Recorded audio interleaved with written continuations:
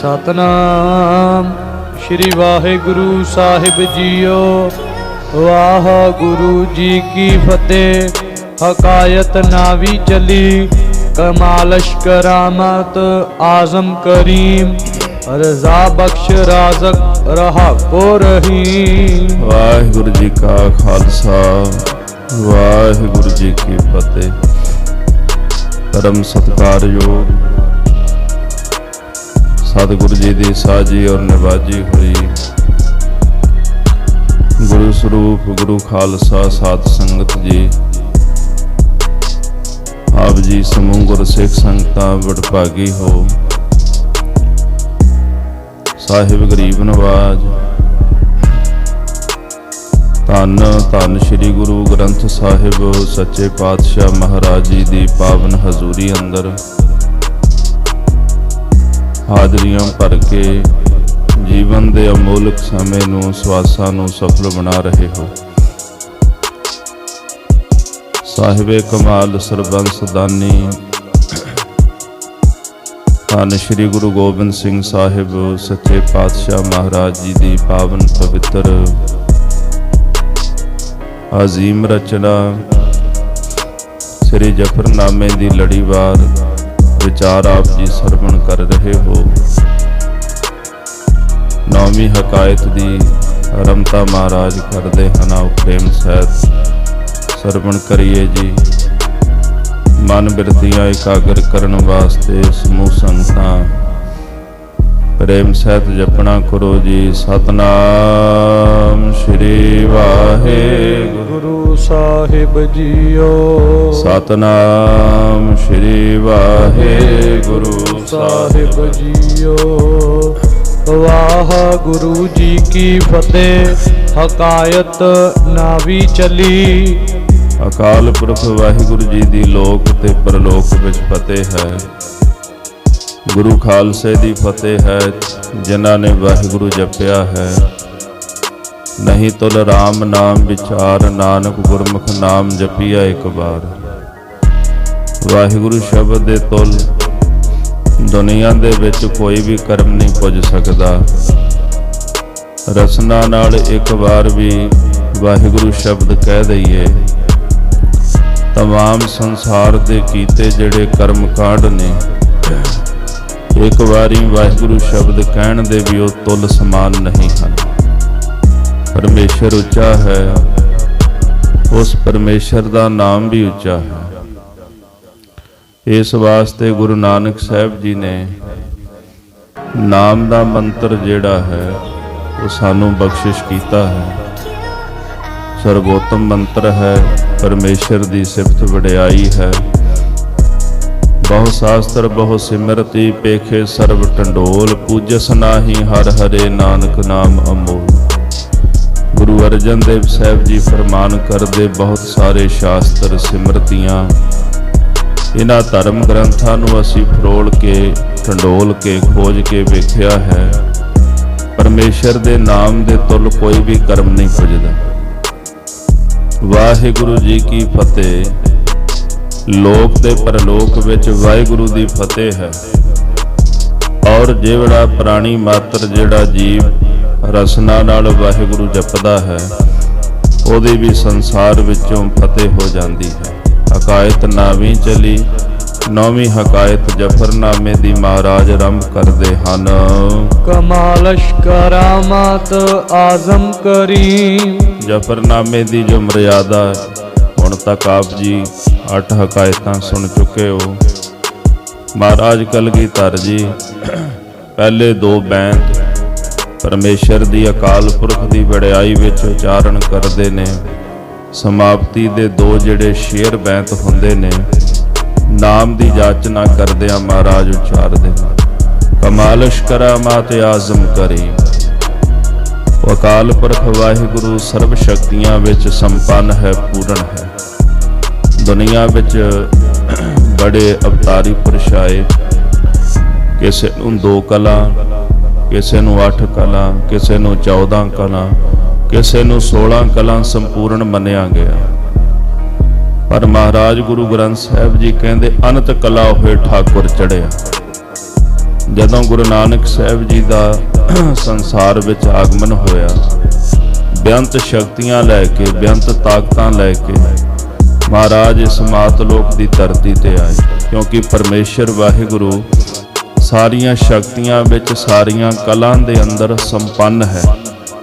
ਉਹਦੇ ਵਿੱਚ ਕਿਸੇ ਤਰ੍ਹਾਂ ਦੀ ਕੋਈ ਕਮੀ, ਕੋਈ ਘਾਟਾ ਨਹੀਂ, ਕੋਈ ਤੋਟਾ ਨਹੀਂ।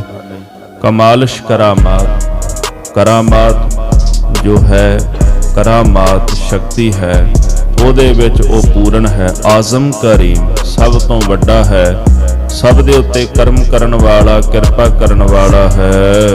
ਰਜ਼ਾ ਬਖਸ਼ ਰਾਜ਼ਕ ਰਹਾ ਕੋ ਰਹੀਮ, ਸਾਰਿਆਂ ਨੂੰ ਆਪਣੇ ਭਾਣੇ ਵਿੱਚ ਰੱਖਣ ਵਾਲਾ, ਸਭ ਨੂੰ ਰੋਜੀ ਰੋਟੀ ਅੰਨ ਆਦਿਕ ਬਖਸ਼ਿਸ਼ ਕਰਨ ਵਾਲਾ ਹੈ। ਰਹਾ ਕੋ ਰਿਹਾਈ ਬਖਸ਼ਿਸ਼ ਕਰਨ ਵਾਲਾ ਹੈ, ਯਾਨੀ ਕਿ ਮਨੁੱਖ ਦੇ ਦੁੱਖਾਂ ਦੇ, ਕਰਮਾਂ ਦੇ, ਕਲੇਸ਼ਾਂ ਦੇ ਬੰਧਨ ਤੋੜ ਦਿੰਦਾ ਹੈ, ਇਹਨਾਂ ਤੋਂ ਮੁਕਤ ਕਰ ਦਿੰਦਾ ਹੈ। ਰਹੀਮ ਸਭ ਤੇ ਰਹਿਮਤ ਕਰਦਾ, ਦਇਆ ਕਰਦਾ, ਉਹਦੀ ਰਹਿਮਤ ਤੋਂ ਕੋਈ ਵੀ ਖਾਲੀ ਨਹੀਂ ਹੈ। ਵਾਜਾ ਕਰਦੇ ਹੰਦ ਈ ਜ਼ਮੀਨੋ ਜ਼ਮਾਨ, ਜਿਹਦੇ ਉੱਪਰ ਕਿਰਪਾ ਕਰਕੇ ਜਾ ਕਰ, ਜਿਸ ਨੂੰ ਨਾਮ ਦੀ ਦਾਤ ਬਖਸ਼ਿਸ਼ ਕਰ ਦੇਵੇ ਇਸ ਜ਼ਮੀਨ ਅੰਦਰ ਔਰ ਇਸ ਆਕਾਸ਼ ਦੇ ਅੰਦਰ। ਮਲੂਕੋ ਮਲਾਇਕ ਹਮੇ ਆ ਜਹਾਨ, ਮਹਾਰਾਜ ਕਹਿੰਦੇ ਇਸ ਜ਼ਮੀਨ ਦੇ ਵਿੱਚ ਉਹਨਾਂ ਨੂੰ ਉਹ ਰਾਜਾ ਬਣਾ ਦਿੰਦਾ ਹੈ ਜਿਹਨੂੰ ਉਹ ਨਾਮ ਜਪਣ ਦੀ ਦਾਤ ਬਖਸ਼ ਦੇਵੇ, ਔਰ ਆਕਾਸ਼ ਦੇ ਵਿੱਚ ਉਹਨਾਂ ਨੂੰ ਦੇਵਤਿਆਂ ਦੇ ਸਮਾਨ ਬਣਾ ਦਿੰਦਾ ਹੈ ਜਿਨ੍ਹਾਂ ਨੂੰ ਉਹ ਨਾਮ ਦੀ ਦਾਤ ਬਖਸ਼ੇ। ਰੋਜ਼ ਪੜ੍ਹਦੇ ਹਾਂ, ਜਿਸ ਨੂੰ ਬਖਸ਼ੇ ਸਿਫਤ ਸਲਾਹ, ਨਾਨਕ ਪਾਤਸ਼ਾਹੀ ਪਾਤਸ਼ਾਹੋ। ਜਿਨ੍ਹਾਂ ਨੂੰ ਆਪਣੀ ਸਿਫਤ ਸਲਾਹ ਬਖਸ਼ ਦੇਵੇ, ਉਹ ਪਾਤਸ਼ਾਹਾਂ ਦੇ ਪਾਤਸ਼ਾਹ ਬਣ ਜਾਂਦੇ, ਬਾਦਸ਼ਾਹਾਂ ਦੇ ਬਾਦਸ਼ਾਹ ਬਣ ਜਾਂਦੇ ਹਨ। ਮਲੂਕੋ ਮਲਾਇਕ ਹਮ ਹੈ ਆ ਜਹਾਨ। ਮਹਾਰਾਜ ਜੀ ਕਹਿੰਦੇ ਇਸ ਧਰਤੀ ਦੇ ਵਿੱਚ ਉਹ ਧਰਤੀ ਦੇ ਜਹਾਨ ਦੇ ਬਾਦਸ਼ਾਹ ਬਣ ਜਾਂਦੇ, ਆਕਾਸ਼ ਵਿੱਚ ਦੇਵਤਿਆਂ ਦੀ ਨਿਆਈ ਬਣ ਜਾਂਦੇ ਹਨ। ਹਕਾਇਤ ਸੁਨੀ ਦੇ ਸ਼ਾਹੇ ਫਿਰੰਗ, ਤੇ ਔਰੰਗਜ਼ੇਬ ਅਸੀਂ ਇੱਕ ਹਕਾਇਤ ਕਹਾਣੀ ਸੁਣੀ ਹੈ। ਇੱਕ ਫਿਰੰਗ ਦੇਸ਼ ਦਾ ਜਿਹੜਾ ਬਾਦਸ਼ਾਹ ਹੈ, ਉਹਦੀ ਹਕਾਇਤ ਸੁਣੀ ਹੈ। ਜੋ ਬਾਜ਼ਨ ਨਿਸ਼ਤੰਦ ਪੁਸ਼ਤੇ ਪਲੰਗ, ਇਹ ਜਿਹੜੀ ਹਕਾਇਤ ਹੈ, ਇਹਦੇ ਵਿੱਚ ਪੁਰਸ਼ ਤੇ ਇਸਤਰੀ ਦੋਹਾਂ ਦਾ ਚਰਿੱਤਰ ਤੇ ਉਹਨਾਂ ਦੇ ਗੁਨਾਹਾਂ ਦਾ ਜ਼ਿਕਰ ਮਹਾਰਾਜ ਕਲਗੀਧਰ ਜੀ ਕਰਦੇ। ਕਿਉਂਕਿ ਗੁਨਾਹਗਾਰ ਗੁਨਾਹ ਕਰਨ ਵੇਲੇ ਉਹ ਕੁਝ ਸੋਚਦਾ ਨਹੀਂ, ਉਹਦੀ ਮੱਤ ਤੇ ਪੜਦਾ ਪੈ ਜਾਂਦਾ ਹੈ। ਗੁਨਾਹ ਭਾਵੇਂ ਕਿਸੇ ਰੂਪ ਦਾ ਹੋਵੇ, ਕਿਸੇ ਪ੍ਰਕਾਰ ਦਾ ਵੀ ਹੋਵੇ, ਇੱਕ ਪੁਰਸ਼ ਔਰ ਇਸਤਰੀ ਉਹਨਾਂ ਦੀ ਮਕਾਰੀ ਦਾ ਜ਼ਿਕਰ ਮਹਾਰਾਜ ਇਸ ਹਕਾਇਤ ਵਿੱਚ ਕਰਦੇ ਨੇ। ਗੁਰਦੇਵ ਜੀ ਕਹਿੰਦੇ ਜਿਹੜਾ ਫਿਰੰਗ ਦੇਸ਼ ਦਾ ਬਾਦਸ਼ਾਹ ਹੈ, ਪਲੰਗ ਦੇ ਉੱਪਰ ਬੈਠਾ ਹੈ, ਚੂੰਬਾ ਜਨ ਨਿਸ਼ਤੰਦ, ਉਹਦੇ ਨਾਲ ਉਹਦੀ ਜਿਹੜੀ ਇਸਤਰੀ ਹੈ, ਰਾਣੀ ਹੈ, ਉਹ ਵੀ ਪਲੰਗ ਤੇ ਬੈਠੀ ਹੈ। ਨਜ਼ਰ ਕਰਦ ਬਰ ਬਚ ਹੈ ਗੋਹਰ ਨਿਗਾਰ, ਅਚਾਨਕ ਮਹਾਰਾਜ ਕਹਿੰਦੇ ਉਹਨਾਂ ਨੇ ਇੱਕ ਕੌਤਕ ਵੇਖਿਆ। ਜਿਹੜੀ ਇਹਦੀ ਰਾਣੀ ਸੀ, ਉਹਦੀ ਨਜ਼ਰ ਪਈ, ਬਰ ਬੱਚਾ ਹੈ ਗੌਹਰ ਨਿਗਾਰ, ਇੱਕ ਜੌਹਰੀ ਦਾ ਪੁੱਤਰ ਸੀਗਾ, ਉਹਦੇ ਉੱਪਰ ਉਹਦੀ ਨਿਗਾਹ ਪਈ ਹੈ। ਬਾਦੀਦਨ ਹਮਾਯੂ ਜਮਾ ਉਸਤਵਾਰ, ਜਵਾਨ ਸੀ, ਤਕੜਾ ਸੀ, ਸਰੀਰ ਕਰਕੇ ਬਲਵਾਨ ਸੀਗਾ, ਇਸੇ ਤਰ੍ਹਾਂ ਸਰੀਰ ਕਰਕੇ ਬੜਾ ਸੁੰਦਰ ਹੈ। ਬਾਵਕਤੇ ਸ਼ਬ ਔਰਾ ਬੁਖਾਦੰਦ ਪੇਸ਼, ਇਸ ਪ੍ਰਕਾਰ ਮਹਾਰਾਜ ਕਹਿੰਦੇ ਸਾਰੇ ਹੀ ਇਹ ਜਿਹੜੇ ਲੋਕ ਆਪਸ ਵਿੱਚ ਰਚ ਮਿਚ ਗਏ ਹਨ। ਬਾਦੀਦਨ ਹਮਾਯੂ ਬੋਬਲਾਏ ਬੇਸ਼, ਸੋ ਉਹਨੇ ਉਸ ਨੂੰ ਵੇਖਿਆ ਹੈ, ਹਮਾਯੂ ਜਿਹੜਾ ਸੁੰਦਰ ਹੈ, ਬੋਬਲਾਏ ਬੇਸ਼, ਜਿਹਦਾ ਬੇਸ਼ ਜਿਹੜਾ ਬਲਵਾਨ ਤੇ ਤਾਕਤਵਰ ਹੈ। ਬਾ ਆਵੇਖਤ ਬਾਓ ਹਮੇ ਯਕਦਗਰ, ਮਹਾਰਾਜ ਸੱਚੇ ਪਾਤਸ਼ਾਹ ਕਹਿੰਦੇ ਜਿਤਨੇ ਵੀ ਸਨ ਉਹ ਆਪਸ ਦੇ ਵਿੱਚ ਯਕ ਦਿਗਰ ਇੱਕ ਦੂਜੇ ਦੇ ਨਾਲ ਰਚ ਮਿਚ ਗਏ ਹਨ। ਕੇ ਜ਼ਾਹਰ ਸ਼ਬਦ ਹੋਸ਼ ਹੈਬਤ ਹੁਨਰ, ਹਰ ਪ੍ਰਕਾਰ ਦਾ ਹੁਨਰ ਤੇ ਹਰ ਪ੍ਰਕਾਰ ਦੀ ਜਿਹੜੀ ਵਿਦਿਆ ਹੈ ਉਹਦੇ ਵਿੱਚ ਉਹ ਪ੍ਰਗਟ ਹੋਏ ਹਨ। ਯਕੇ ਮੂਚੀ ਰਾ ਬੁਖਾਦੰਦ ਪੇਸ਼, ਇੱਕ ਵਾਰ ਉਹ ਰਾਣੀ ਨੇ ਕੀ ਕੀਤਾ, ਇੱਕ ਮੋਚੀ ਸੱਦ ਲਿਆ ਤੇ ਜਿਹਦਾ ਕੰਮ ਸੀ, ਜਿਹਨੂੰ ਨਾਈ ਵੀ ਕਹਿੰਦੇ ਨੇ, ਇੱਥੇ ਸ਼ਬਦ ਵਰਤਿਆ ਮੂਏ ਚੀ, ਉਹਨੂੰ ਕਹਿੰਦੇ ਜਿਹੜਾ ਨਾਈ ਹੋਵੇ, ਜਿਹਦਾ ਕੰਮ ਹੋਵੇ ਕੇਸਾਂ ਨੂੰ ਚੁਣਨਾ। ਮਹਾਰਾਜ ਕਹਿੰਦੇ ਉਸ ਨਾਈ ਨੂੰ ਆਪਣੇ ਕੋਲ ਬੁਲਾਇਆ ਹੈ ਕਿ ਅਜ਼ਮੂਏ ਚੀਨੀ ਬਰਾਬਰ ਦਰੇਸ਼। ਉਹ ਜਿਹੜਾ ਜੋਰੀ ਦਾ ਪੁੱਤਰ ਸੀ, ਉਹਦੇ ਕੇਸ ਸਨ ਕੁਝ ਸਰੀਰ ਤੇ ਦਾੜੇ ਤੇ, ਉਹਦੇ ਕੇਸ ਉਤਾਰਨ ਵਾਸਤੇ ਨਾ ਉਹਨੂੰ ਸੱਦਿਆ ਹੈ ਨਾਈ ਨੂੰ। ਵੈਸੇ ਕੇਸਾਂ ਦੀ ਬੇਅਦਬੀ ਕਰਨੀ ਜਿਹੜੀ ਉਹ ਇੱਕ ਗੁਨਾਹ ਹੈ। ਸਿੱਖ ਨੂੰ ਕੇਸਾਂ ਦੀ ਬੇਅਦਬੀ ਨਹੀਂ ਕਰਨੀ ਚਾਹੀਦੀ। ਅੱਜ ਦੇ ਸਮੇਂ ਵਿੱਚ ਨੌਜਵਾਨ ਸਾਡੇ ਦਾੜਾ ਕਟਾ ਕੇ ਤੇ ਕੇਸ ਜਿਹੜੇ ਸਿਰ ਤੇ ਰਖਾ ਕੇ ਤੇ ਆਖਦੇ ਅਸੀਂ ਸਰਦਾਰ ਹਾਂ, ਇਹ ਕੋਈ ਸਰਦਾਰੀ ਨਹੀਂ ਮੰਨੀ ਜਾਂਦੀ। ਇਹ ਤਾਂ ਕੇਸਾਂ ਦੀ ਬੇਅਦਬੀ ਅਸੀਂ ਕਰੀ ਜਾਂਦੇ ਹਾਂ ਤੇ ਕਾਹਦੇ ਸਰਦਾਰ ਹਾਂ ਅਸੀਂ। ਦਾੜੇ ਤੋਂ ਕੇਸ ਤੋਂ ਬਿਨਾਂ ਪ੍ਰਵਾਨ ਹੀ ਨਹੀਂ। ਮਹਾਰਾਜ ਕਲਗੀਧਰ ਜੀ ਦੀ ਆਗਿਆ ਹੈ। ਪਾਤਸ਼ਾਹ ਜੀ ਕਹਿੰਦੇ ਬਿਨਾਂ ਕੇਸ ਬਿਨਾਂ ਸ਼ਸਤਰ ਤੋਂ ਮੈਂ ਤੈਨੂੰ ਦਰਸ਼ਨ ਹੀ ਨਹੀਂ ਦੇਣੇ। ਜੇ ਤੇਰੇ ਕੋਲ ਕੇਸ ਤੇ ਤੇਰੇ ਕੋਲ ਸ਼ਸਤਰ ਨਹੀਂ, ਮਹਾਰਾਜ ਕਹਿੰਦੇ ਫਿਰ ਮੇਰੇ ਦਦਾਰ ਨਹੀਂ ਬਣਨਗੇ। ਇਸ ਕਰਕੇ ਜੇ ਦਦਾਰ ਕਰਨੇ ਨੇ, ਕੇਸ ਤੇ ਸ਼ਸਤਰ ਤੇਰੇ ਕੋਲ ਹੋਣੇ ਚਾਹੀਦੇ ਨੇ। ਇਸ ਵਾਸਤੇ ਕੇਸਾਂ ਦੀ ਬੇਅਦਬੀ ਕਿਸੇ ਮਨੁੱਖ ਨੂੰ ਨਹੀਂ ਕਰਨੀ ਚਾਹੀਦੀ। ਗਿਆਨੀ ਸੰਤ ਸਿੰਘ ਜੀ ਮਸ਼ਕੀਨ, ਉਹਨਾਂ ਦੀ ਇੱਕ ਮੈਂ ਕਥਾ ਸੁਣੀ, ਕਾਫੀ ਪੁਰਾਣੀ ਆਡੀਓ ਸੀ। ਉਹਦੇ ਵਿੱਚ ਉਹ ਕਹਿੰਦੇ ਵੀ ਇੱਕ ਮੇਰੇ ਨਾਲ ਇੱਕ ਸਿੰਘ ਰਹਿੰਦਾ ਹੁੰਦਾ ਸੀਗਾ, ਮੈਨੂੰ ਨਾਂ ਵਿਸਰ ਗਿਆ ਉਹਨਾਂ ਦਾ। ਉਹ ਅਕਸਰ ਉਹਨਾਂ ਦੇ ਜਥੇ ਵਿੱਚ ਹੀ ਹੁੰਦਾ ਸੀ ਤੇ ਉਹਦਾ ਦਾੜਾ ਨਹੀਂ ਸੀ। ਆਪਾਂ ਖੋਦਾ ਕਹਿ ਦਿੰਦੇ ਆ ਵੀ ਚਲੋ ਜਿਹਦਾ ਦਾੜਾ ਨਾ ਹੋਵੇ। ਤੇ ਕਹਿੰਦੇ ਮੈਨੂੰ ਉਹਨੇ ਬੜੀ ਵਾਰੀ ਕਹਿਣਾ, ਮਸ਼ਕੀਨ ਜੀ ਤੁਸੀਂ ਜਿਹਦੇ ਕੋਲੋਂ ਵਿਦਿਆ ਪੜ੍ਹੇ ਹੋ, ਤੁਹਾਡੇ ਉਸਤਾਦ ਵੈਦ ਸਨ, ਤੁਹਾਨੂੰ ਵੀ ਥੋੜੀ ਵਿਦਿਆ ਆਉਂਦੀ ਹੈ, ਜਾਣਕਾਰੀ ਤੁਸੀਂ ਵੀ ਰੱਖਦੇ ਹੋ, ਕੋਈ ਦਵਾਈ ਦੇ ਦਿਓ ਮੇਰਾ ਦਾੜਾ ਆ ਜਾਏ। ਕਹਿੰਦੇ ਇੱਕ ਦਿਨ ਮੈਂ ਕਹਿ ਹੀ ਦਿੱਤਾ ਵੀ ਜਿਹਦਾ ਦਾੜਾ ਆ ਜਾਂਦਾ ਉਹ ਨਾਈ ਲੱਭਦਾ ਤੇ ਜਿਹਦਾ ਆਉਂਦਾ ਨਹੀਂ ਉਹ ਦਵਾਈ ਲੱਭਦਾ। ਇਹ ਸੁਭਾਵਿਕ ਹੈ ਵੀ ਜਿਹਦਾ ਦਾੜਾ ਆ ਜਾਏ ਉਹ ਕਹਿੰਦਾ ਵੀ ਨਾਈ ਕੋਲ ਜਾ ਕੇ ਤੇ ਲਵਾ ਦਿਆਂ। ਕਹਿੰਦੇ ਤੇਰਾ ਆਇਆ ਨਹੀਂ ਤੇ ਤੂੰ ਮੇਰੇ ਕੋਲੋਂ ਦਵਾਈ ਮੰਗੀ ਜਾਂਦਾ, ਮੇਰੇ ਕੋਲ ਦਵਾਈ ਕੋਈ ਨਹੀਂ। ਇਹ ਹੁਣ ਜਦੋਂ ਆਏ ਨਹੀਂ ਕੇਸ ਤੇ ਮੈਂ ਕਿਹੜੀ ਦਵਾਈ ਲਾ ਕੇ ਤੇਰਾ ਦਾੜਾ ਪ੍ਰਗਟ ਕਰ ਦਿਆਂ। ਤਾਂ ਸੁਭਾਵਿਕ ਹੈ ਇਹ ਮਨੁੱਖ ਦੀ ਦਸ਼ਾ ਕੁਝ ਐਸੀ ਹੈ। ਦਾੜੇ ਤੋਂ ਬਿਨਾਂ ਮਨੁੱਖ ਸਜਦਾ ਨਹੀਂ।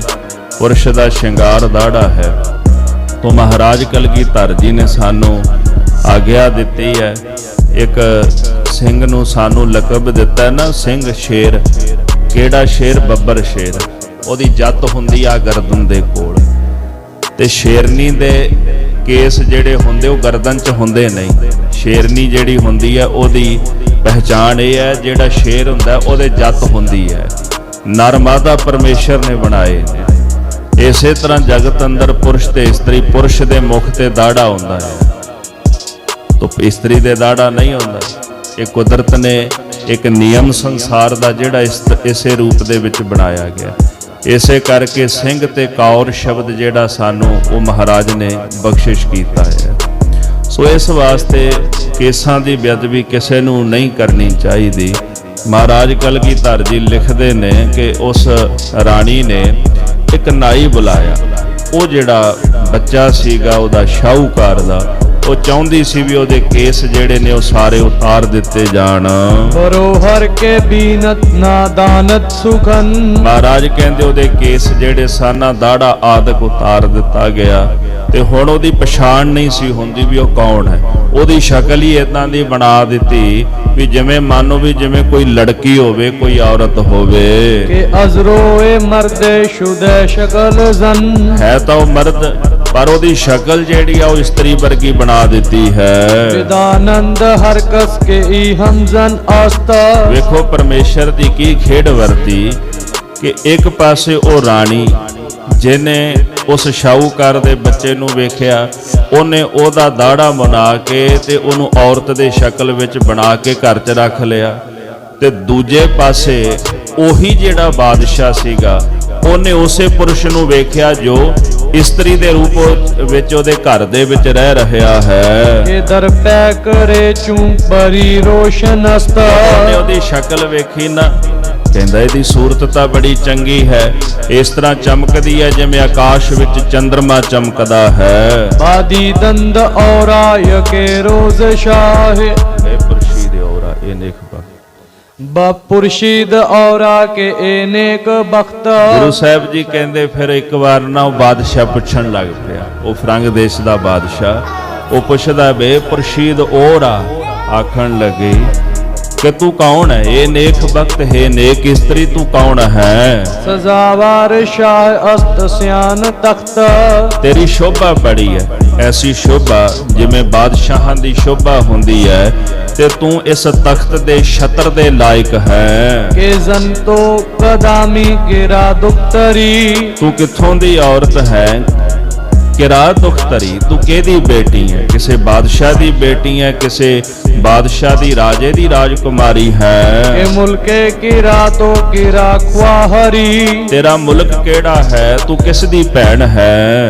ਬਾ ਨਜ਼ਰ ਅੰਦਰੋਂ ਬਹਿਰਮਤ ਆਮਦਸ਼। ਸਾਧ ਸੰਗਤ ਜੀ ਕਹਿੰਦੇ ਜਦੋਂ ਉਹ ਲੜਕੀ ਨੂੰ ਸਵਾਲ ਕੀਤੇ, ਉਹ ਲੜਕੀ ਇਹਦੀ ਨਿਗਾਹ ਦੇ ਅੰਦਰ ਆਈ ਹੈ। ਬਾਦੀਦਨ ਸ਼ਹੇ ਦਿਲ ਪਸੰਦ ਆਮਦਸ਼। ਉਹਨੂੰ ਹੁਣ ਉਹ ਪਸੰਦ ਆ ਗਈ। ਪਰ ਸੱਚ ਤਾਂ ਇਹ ਸੀ ਨਾ, ਵੇਖੋ ਇਹ ਜਗਤ ਦੀ ਸਚਾਈ ਹੈ ਵੀ ਅੱਜ ਦੇ ਸਮੇਂ ਵਿੱਚ ਵੀ ਇਦਾਂ ਦੇ ਕੌਤਕ ਜਗਤ ਅੰਦਰ, ਸੰਸਾਰ ਅੰਦਰ ਵਰਤਦੇ ਨੇ। ਕੋਈ ਬੰਦਾ ਇਹਨਾਂ ਗੱਲਾਂ ਤੋਂ ਮੁਨਕਰ ਨਹੀਂ ਹੋ ਸਕਦਾ, ਕੋਈ ਭੱਜ ਨਹੀਂ ਸਕਦਾ ਇਹਨਾਂ ਗੱਲਾਂ ਤੋਂ ਵੀ ਇਦਾਂ ਜਗਤ ਵਿੱਚ ਨਹੀਂ ਹੁੰਦਾ। ਪਿੱਛੇ ਆਪਾਂ ਜਿਹੜੀ ਕਥਾ ਸੁਣੀ ਹੈ ਵੀ ਇੱਕ ਔਰਤ ਆਪਣੇ 2 ਬੱਚਿਆਂ ਨੂੰ ਮਾਰਦੀ ਹੈ, ਔਰ ਅੱਜ ਦੇ ਸਮੇਂ ਵਿੱਚ ਇਹ ਘਟਨਾਵਾਂ ਇਸੇ ਰੂਪ ਵਿੱਚ ਵਰਤਦੀਆਂ ਵੀ ਨੇ। ਜਦੋਂ ਆਪਾਂ ਕਲਕੀ ਅਵਤਾਰ ਬਾਣੀ ਪੜ੍ਹਦੇ ਆ ਨਾ, ਜਿਹਦੇ ਵਿੱਚ ਭਵਿੱਖਤ ਬਚਨ ਮਹਾਰਾਜ ਕਲਗੀਧਰ ਜੀ ਨੇ ਲਿਖੇ ਨੇ, ਉਹ ਬਚਨ ਇੱਕ ਬਚਨ ਸਤਿਗੁਰੂ ਕਲਗੀਧਰ ਜੀ ਦਾ ਅੱਜ ਵਰਤਦਾ ਪਿਆ। ਆਪਾਂ ਕਲਕੀ ਅਵਤਾਰ ਦੀ ਕਦੇ ਕਥਾ ਨਹੀਂ ਸੁਣੀ, ਸਾਨੂੰ ਪਤਾ ਹੀ ਨਹੀਂ ਕਿ ਗੁਰੂ ਸਾਹਿਬ ਜੀ ਉਹਦੇ ਵਿੱਚ ਕੀ ਲਿਖ ਕੇ ਗਏ ਨੇ। ਕਲਕੀ ਅਵਤਾਰ ਇੱਕ ਭਵਿੱਖ ਬਾਣੀ ਹੈ ਗੁਰੂ ਗੋਬਿੰਦ ਸਿੰਘ ਮਹਾਰਾਜ ਦੀ, ਜਿਹੜੀ ਦਸਮ ਦੀ ਬਾਣੀ 24ਵੇਂ ਅਵਤਾਰ ਦੀ ਕਥਾ ਜਿਹਦੇ ਵਿੱਚ ਮਹਾਰਾਜ ਲਿਖਦੇ ਨੇ। ਔਰ ਜਦੋਂ ਅਸੀਂ ਉਹ ਬਾਣੀ ਨੂੰ ਵਿਚਾਰਿਆ, ਪੜ੍ਹਿਆ, ਜਿਹੜੇ ਬੋਲ ਗੁਰੂ ਗੋਬਿੰਦ ਸਿੰਘ ਮਹਾਰਾਜ ਨੇ ਕਲਕੀ ਅਵਤਾਰ ਵਿੱਚ ਲਿਖੇ ਨੇ, ਉਹ ਵਾਕਿਆ ਅੱਜ ਦੇ ਸਮੇਂ ਵਿੱਚ ਉਹ ਸੱਤ ਹੋ ਰਹੇ ਨੇ। ਇੱਕ ਬੋਲ ਸੱਤ ਹੋ ਰਹੇ ਆ। ਜਿਵੇਂ ਆਪਾਂ ਸੌ ਸਾਖੀ 10ਵੇਂ ਪਾਤਸ਼ਾਹ ਜੀ ਉਹਦੇ ਬਾਰੇ ਸੁਣਿਆ ਹੋਣਾ ਕਿ ਗੁਰੂ ਸਾਹਿਬ ਜੀ ਨੇ ਸੌ ਸਾਖੀ ਵਿੱਚ ਭਵਿੱਖਤ ਬਚਨ ਆਖੇ। ਇਸੇ ਤਰ੍ਹਾਂ ਦਸਮ ਦੀ ਬਾਣੀ ਕਲਕੀ ਅਵਤਾਰ ਵਿੱਚ ਵੀ ਗੁਰੂ ਕਲਗੀਧਰ ਜੀ ਦੇ ਭਵਿੱਖਤ ਬੋਲ ਹੀ ਨੇ, ਤੇ ਉਹ ਬੋਲ ਅੱਜ ਸੱਤ ਹੋ ਰਹੇ ਨੇ। ਇਹ ਘਟਨਾਵਾਂ ਉਦੋਂ ਵੀ ਵਰਤਦੀਆਂ ਸਨ, ਅੱਜ ਵੀ ਵਰਤ ਰਹੀਆਂ ਨੇ। ਤੋ ਸਤਿਗੁਰੂ ਸਾਹਿਬ ਜੀ ਕਹਿੰਦੇ ਜਦੋਂ ਉਸ ਰਾਜੇ ਨੇ, ਉਸ ਬਾਦਸ਼ਾਹ ਨੇ ਉਸ ਲੜਕੇ ਨੂੰ, ਯਾਨੀ ਜੋ ਲੜਕੀ ਦੇ ਰੂਪ ਵਿੱਚ ਸੀ, ਜਦੋਂ ਉਹਨੂੰ ਵੇਖਿਆ, ਸ਼ਹੇ ਦਿਲ ਪਸੰਦ ਆਮਦਸ਼, ਕਹਿੰਦੇ ਉਸ ਬਾਦਸ਼ਾਹ ਨੂੰ ਉਹ ਪਸੰਦ ਆਈ ਹੈ। ਕਨੀਜ਼ਕ ਯਕੇਰਾ ਭੁਖਾ ਦੰਦ ਪੇਸ਼। ਉਸ ਬਾਦਸ਼ਾਹ ਨੇ ਇੱਕ ਗੋਲੀ ਜਿਹੜੀ ਸੀ ਆਪਣੇ ਕੋਲ ਸੱਦੀ ਹੈ। ਸਬੰਗਾ ਹੈ ਬਰਦਸ਼ ਦਰੂ ਖਾਨ ਹੈ ਖੇਸ਼। ਰਾਤ ਦਾ ਵਕਤ ਜਦੋਂ ਬਾਦਸ਼ਾਹ ਆਰਾਮ ਕਰਨ ਵਾਸਤੇ ਗਿਆ ਤੇ ਗੋਲੀ ਨੂੰ ਆਪਣੇ ਕੋਲ ਬੁਲਾ ਕੇ ਕਹਿੰਦਾ ਹੈ, ਬੇਗੁਫਤਾ ਕੇ ਏ ਸਰਬ ਕਦ ਸੀਮਤਨ। ਉਹਨੇ ਆਖਿਆ ਕਿ ਉਹਦੀ ਵਡਿਆਈ ਕਰਨ ਲੱਗਾ ਵੀ ਤੇਰੀ ਸ਼ੋਭਾ ਚਾਂਦੀ ਵਰਗੀ ਹੈ, ਤੇਰੇ ਸਰੀਰ ਦਾ ਕੱਦ ਜਿਹੜਾ ਸਰੂ ਦੇ ਦਰਖਤ ਵਰਗਾ ਹੈ। ਚਰਾਗੇ ਫਲਕ ਆਫਤਾਬੇ ਜ਼ਮਨ। ਇਸ ਤਰ੍ਹਾਂ ਦੀ ਤੇਰੀ ਵਡਿਆਈ ਹੈ ਜੈਸੇ ਫਲਕ ਆਕਾਸ਼ ਦੇ ਅੰਦਰ ਚੰਦਰਮਾ ਚਮਕਦਾ ਹੈ, ਜੈਸੇ ਯਮਨ ਦਾ ਕਹਿੰਦੇ ਆਫਤਾਬੇ ਸੂਰਜ ਚਮਕਦਾ ਹੈ। ਵਜਾ ਬਹਿਰ ਮਾਰਾ ਬਾਤਫਸ਼ੀਦ ਦਿਲ। ਉਹਨੇ ਆਖਿਆ ਵੀ ਕਿਸੇ ਕਾਰਨ ਕਰਕੇ ਨਾ ਮੇਰਾ ਜਿਹੜਾ ਹਿਰਦਾ ਉਹ ਤਪਦਾ ਪਿਆ ਹੈ। ਕਿ ਮਾਹੀ ਬੇਅਖਤਾਦ ਅਜ਼ ਆਬ ਗਲ। ਜੈਸੇ ਆਬ ਪਾਣੀ ਦੇ ਵਿੱਚੋਂ ਗਿੱਲ ਮੱਛਲੀ ਬਾਹਰ ਨਿਕਲਦੀ ਹੈ ਤੇ ਉਹ ਤੜਫਦੀ ਹੈ, ਇਸੇ ਤਰ੍ਹਾਂ ਮੇਰੀ ਦਸ਼ਾ ਬਣ ਗਈ ਹੈ। ਬਰੋਏ ਸ਼ਬਾ ਪੈਕ ਗੁਲਜ਼ਾਰ ਮਾਂ।